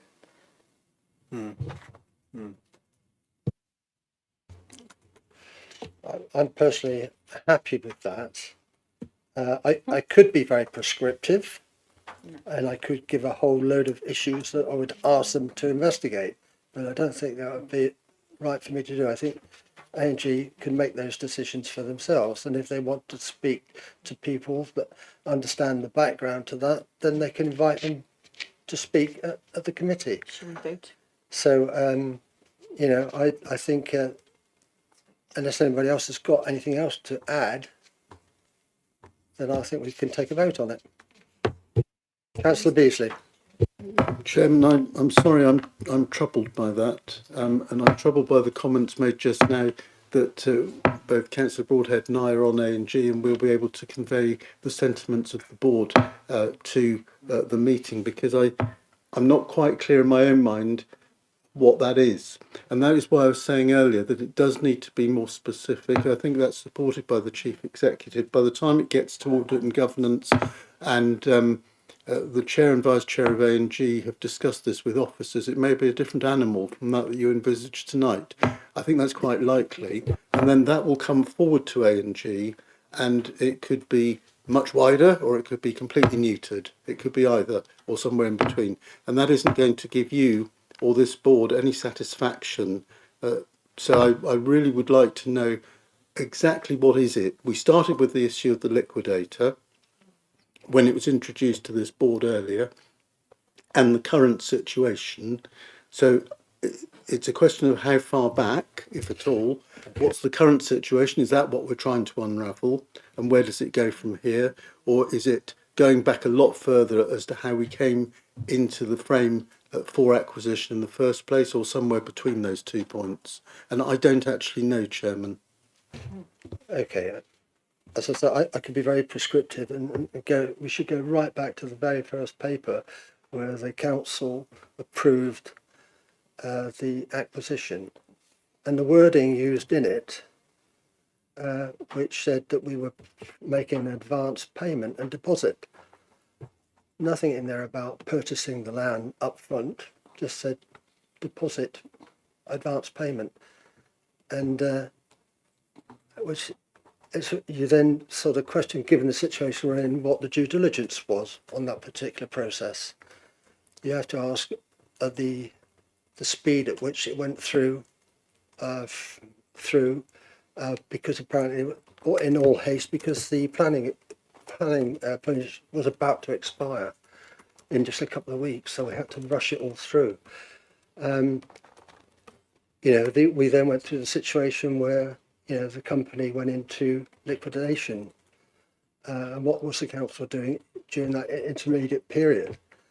But more importantly, now the situation, as I suggested earlier, has actually been compounded by the length of the time that the situation has remained, not just for the liquidator and the costs associated with that, but also the rolled up interests that are coming through, and also the acceleration in building costs and the potential viability of ever getting any development on that particular site at all. And what the potential for the future is, and if it all falls apart and nothing is possible on that site for whatever reason, and that the council forfeits £15.3 million and the accrued interest to it, you know, see, that's the story I'm looking at. You know, what do we do? Where do we go from here? Because we have to be held accountable as a council for all of these events, and at the moment, you know, we're just sitting there waiting for the administrator to make his mind. We need to understand the story, and we need to be held accountable for it. So that's where I'm coming from. I don't think we need to be too prescriptive, because I think the A&G will look at this, and the issues are obvious. They scream out at you. You don't have to. I don't need to write all this out. It's absolutely painfully obvious what the problem is. So I think we'll leave it to them. I'm going to go to the vote on this now. Councillor Devon. Well, I just wanted to say, Chairman, I wouldn't like to think that we're devoting time to a blame game. Because, I mean, if you're saying the council is accountable, well, you know, I think those sort of issues. Well, okay, thank you. Yeah, I'm not. No, it's just not. It's about understanding where we got to where we are and where we might be in the future. I'm not looking to point the finger at anybody. But I think it's important we do understand as a council what's going on. So I'm going to take this to the vote now. So all those in favour of that motion.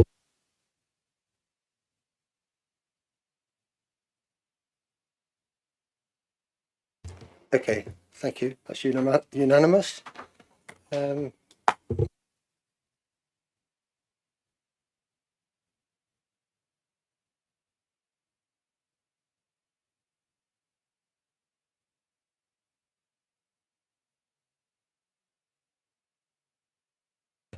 All the other recommendations in the two reports. Has anybody got anything else they'd like to raise about that? I think we're content with them by the sound of it, unless everybody is going to say anything more. Yeah. Claire, thank you. Yeah, just earlier you when you were introducing the item, you said it was the residents carrying the risk, and I sort of worry how little old Granite Home is going to feel, hearing that, when really it's a case of, the council will carry on its statutory services and commissioners will come in and, do what they do. And it's a loss of sort of control, reputation and future council tax increases, but nobody is going to, not get their social worker knocking on their door and that sort of thing, isn't it? So I just wanted to possibly just add a little bit of others' perspective to that wording that you use, if that's okay, Chair. Councillor Cox, is that one that you could comment on? No. I mean, I think on the phone. I think we're looking for some reassurance that our budget is satisfactory and it won't result in really horrible cuts that's going to affect our residents in a way that's unacceptable. Yeah.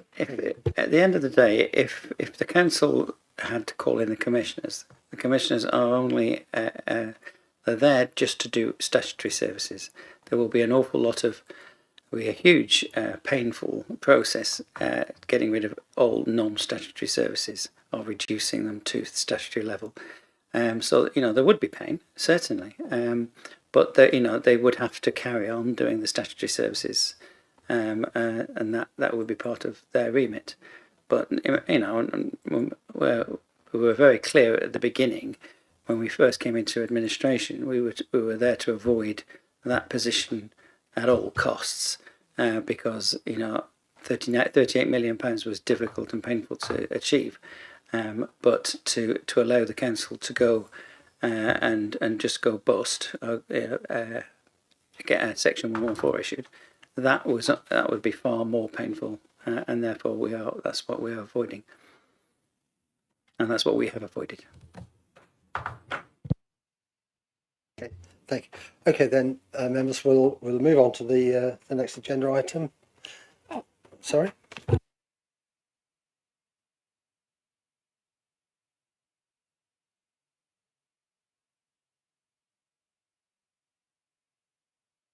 Yeah. Do we agree to note the recommendations in both of those reports? Yeah. Okay. Thank you.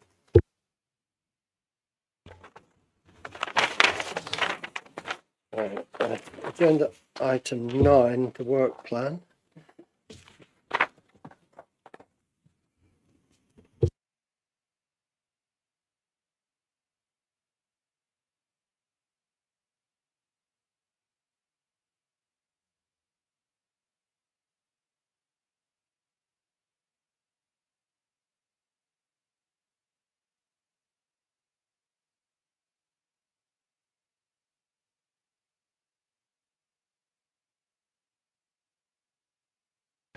Okay, thank you. Okay, members, we'll just have a quick flip through the work plan and see what's coming up. Plan is on 319. Yes. 319. 319. Okay, for the 24th of February, three items on that.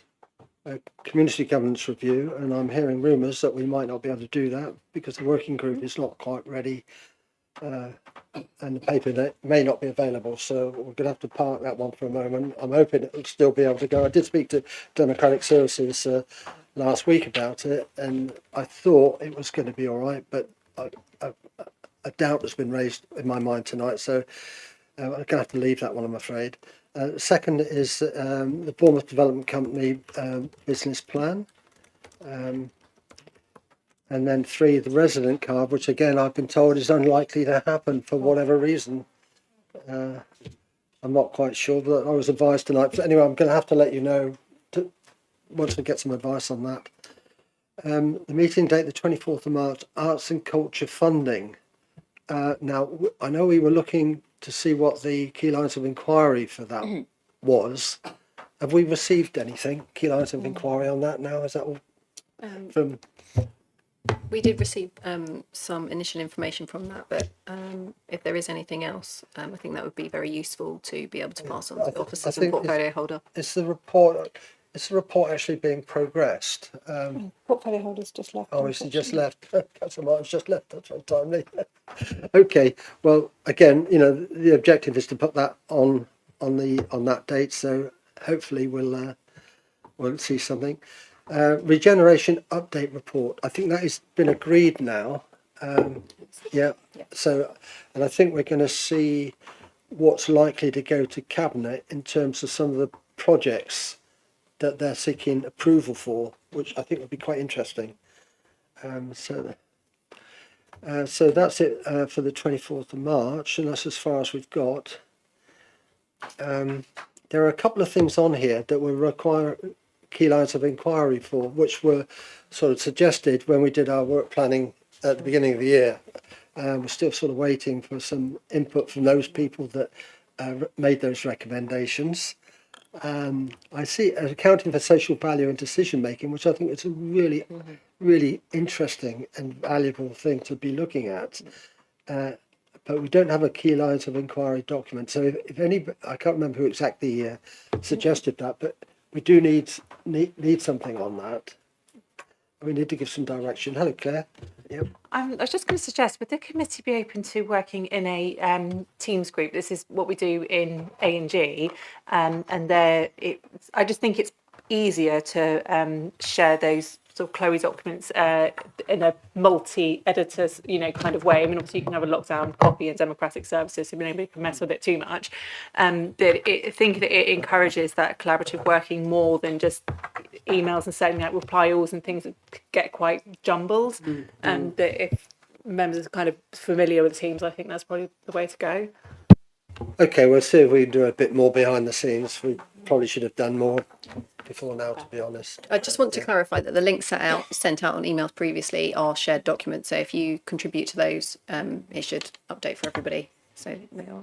It's sort of like the comments and the notifications and stuff like that. Can we try it? And then if it doesn't work, it doesn't work. But I think let's give it a try. Chair, can I just raise the issue of the working group on the consultation document? Because we're looking to establish that working group, and that's something we need to do probably at this meeting, if possible, is to agree a membership for it. I will do. I haven't got to that bit yet. Thanks. Yeah. So there were a couple more other things in here. Performance of the council, which I'm still waiting for some more volunteers to work on. CRM. CRM. I understand the A&G committee are looking at CRM. Can you confirm that to all members of that? No? CRM? Customer relationship management. Yeah. No? It's a system. It was raised at the A&G. I recall reading the report. Well, not a report, but in the minutes that there had been some meetings. I think Councillor Beakley may have been talking to somebody about it. No. I know we did raise the issue in here that, we were basically unclear what was happening with CRM. And I think it was Matty Rowsett said that we're working on improving that. And I have to say that in the Transformation Group working group, we have seen the proposals for client relationship management and the new system that's being introduced, and it does look really good. And in fact, if it all comes to fruition, it will give us what we're complaining about that we don't have at the moment. Because I think we talked about how difficult it was for people to get in touch with Councillor Beasley. Yes, Chairman, you've now reminded me of where it is you're going with this. I can't remember, though, whether it was through this board or through A&G, but it matters not. So it resulted in an online meeting with the officers, with myself and Councillor Margaret Phipps, and we had a really useful session. We expanded it out, actually, into areas I hadn't anticipated we'd get to. And we got received very well by the officers, who understood the frustration suffered not just by councillors but by members of the public, and they now have a much better feel, I think, for where it is we as a council will want to go with this. It's early days because there's a lot of work to do on it, and it involves obviously all the services of the council, so they will take time to do it. We mustn't let it go, though, Chairman, because not that I doubt the officers, but we mustn't allow it to take too long. And if we need to go back to it, I'm sure they'd be receptive to it. Thank you, Councillor Beasley. As I said, I did, through the Transformation Working Group meeting last week, I was very encouraged about the work that's been done in this area and how we're moving towards a modern CRM system. But it is going to take another year, maybe 18 months, I don't know. Councillor Hannah, thank you. Thank you, Chair, and thank you for your comments about the working group.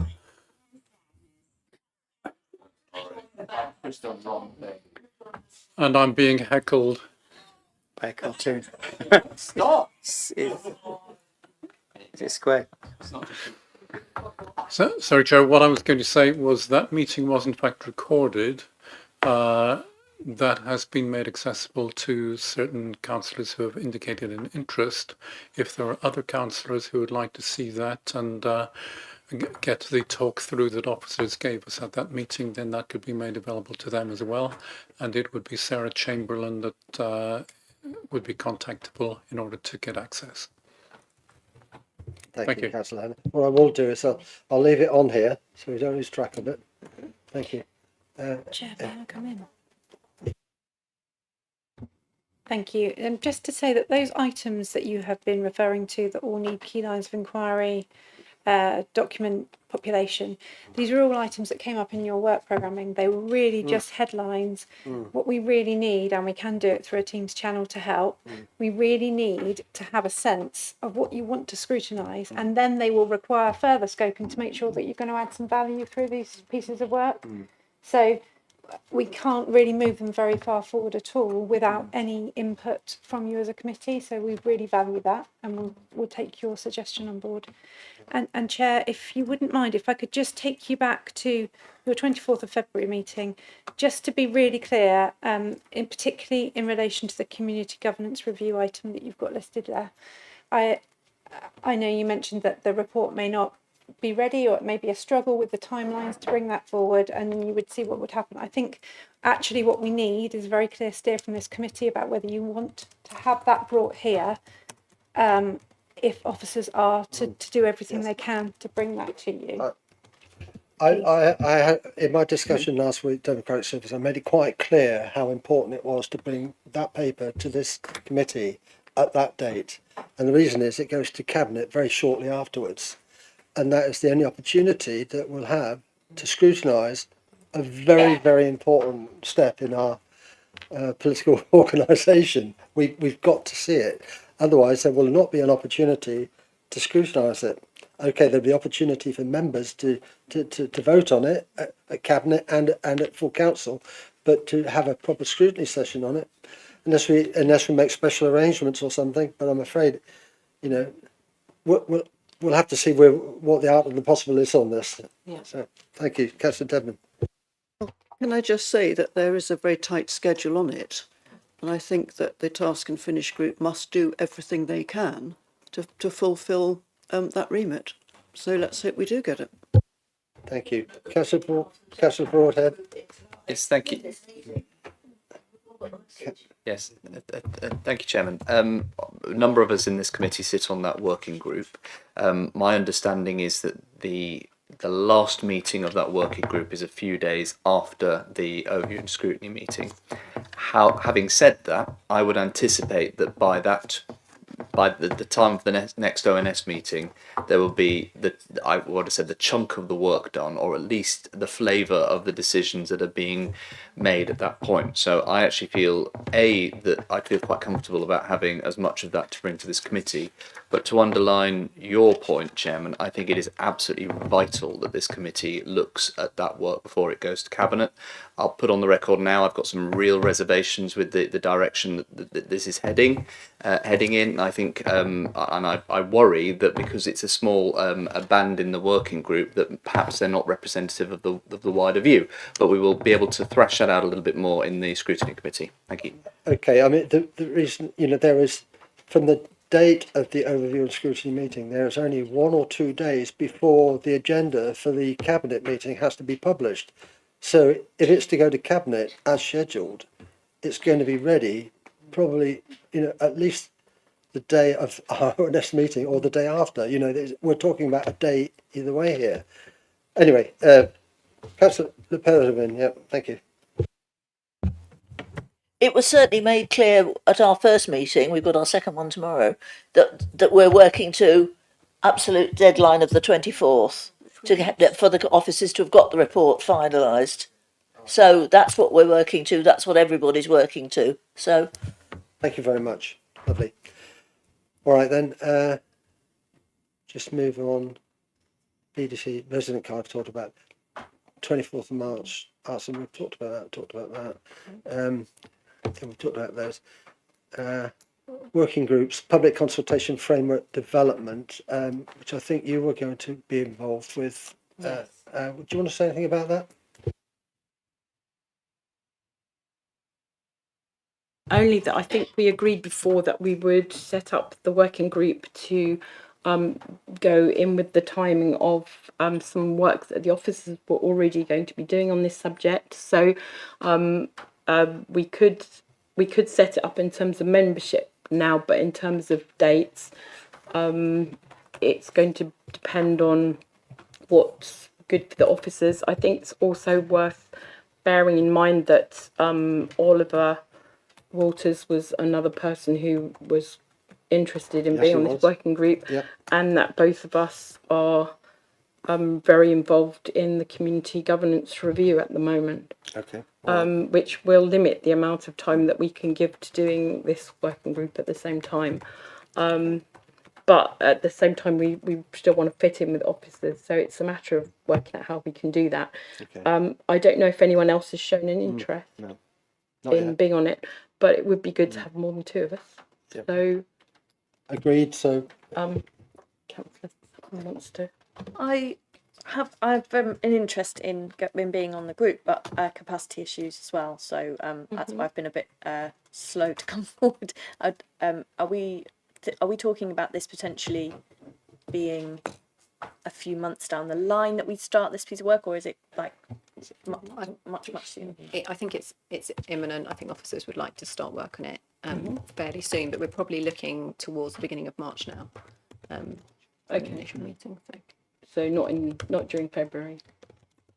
I think that's probably not going to be possible given the timescale. Yeah, and for us as well. Yeah. Yes, okay.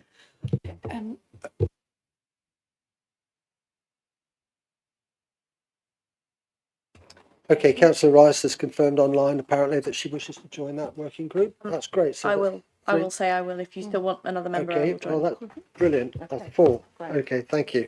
And we'll have to work the dates out. Yeah. Potential working group of customer relationship management. I think we need to leave that on there, but I think we'll just to make sure it's still on our horizon. So now we're moving to briefings. Sorry to interrupt. Sorry, did you want to say something, Felicity? Sorry. Yeah, no, thank you. Just on that community engagement group, I'm just pleased to hear that it's happening relatively soon. One of the concerns that I had was with regards to commissioning of the online platform that we used, and I had a feeling that that was coming up relatively soon. So I just wanted to say that's good to hear. Thank you. Yes, going back to presentations, and there's a proposal to put a presentation from BH Live. I'd just like to add something about this. We did have a combined culture, leisure agenda item, and we decided it was too complex to put them together, so we left culture by itself. I think we now need to reinstate leisure as a separate item for future, an agenda item for future meetings. Related to that, I'm suggesting that we have a presentation from BH Live. I'm more suggesting that we have a presentation from the in-house team who run the leisure centres in-house now. So you've got two sides of the coin there. Bear in mind that back in 2000, I think it was in 2003, the policy to bring the leisure centres in-house, those that were previously contracted out, other than those from BH Live, was seen as an interim arrangement. Quite clearly, it was, you know, that was the actual wording in the decision. It was an interim arrangement. So I think, in terms of the longer term strategy, and this gives the ONS committee an opportunity to start shaping the future strategy of that fairly important area. So in order to help us to do that, if we have some presentations and leave it on the agenda, I'll put it as an agenda item sometime in the future, I think that would be a good move. Yes. Can you just clarify what year did you say this? I think it was 2023. Oh right, okay. It wasn't that long ago. No, it's only that Two Rivers Meet has always been. See, there's about 3 or 4 and one, the Christchurch plus the pool ones. Councillor, sorry, Claire, just want to come in. Yeah. Previously, I've got quite into leisure centre detail. I think it was when I started on this committee, and I were probably figuring out where the boundaries of this committee is, and perhaps I still am. But I would have thought that leisure would be more of an environment and place. I don't know how busy their agenda is versus ours, but where exactly do we fit that they don't? It fits in with this our responsibilities. If you look at the work plan, you'll see the division of committee responsibilities, and you can see it clearly falls in. It's mentioned in our responsibilities, so we need to look at that. Councillor Martin, you wanted to come in? Yeah, thanks, Chair. Just very, very briefly, you and I have had a discussion, and I've spoken to or email correspondence with Lindsay and Claire about this cultural agenda item, potentially in May. So I'm just a plea really for a little bit of clarity about what you're looking for. I've spoken to Crispin, and I know he's got a couple of particular aspects he wants to talk about, but from my point of view, I mean, obviously, as you know, I can talk about arts and culture all day long and all evening long, but I'd obviously just be helpful for me to understand what your committee wants, whether you just want me there or myself and Chris Shepherd, or indeed any of the people from our MPOs, National Portfolio Organisations. So as soon as you can let me have some clarity on that, would be great. We actually did discuss this when we were in the little boys' room just now. So I think you left the meeting for a short while, and that's when we discussed it. Yeah, okay, but we understand that we need to give some clarity on that for sure. Thank you. Yes. Since I'm not a member of the committee, this isn't relevant to me, so I'll be leaving the meeting now. We're just about to close the meeting. Oh, right. And in fact, we are at the end of the agenda. Meeting ended. Thank you.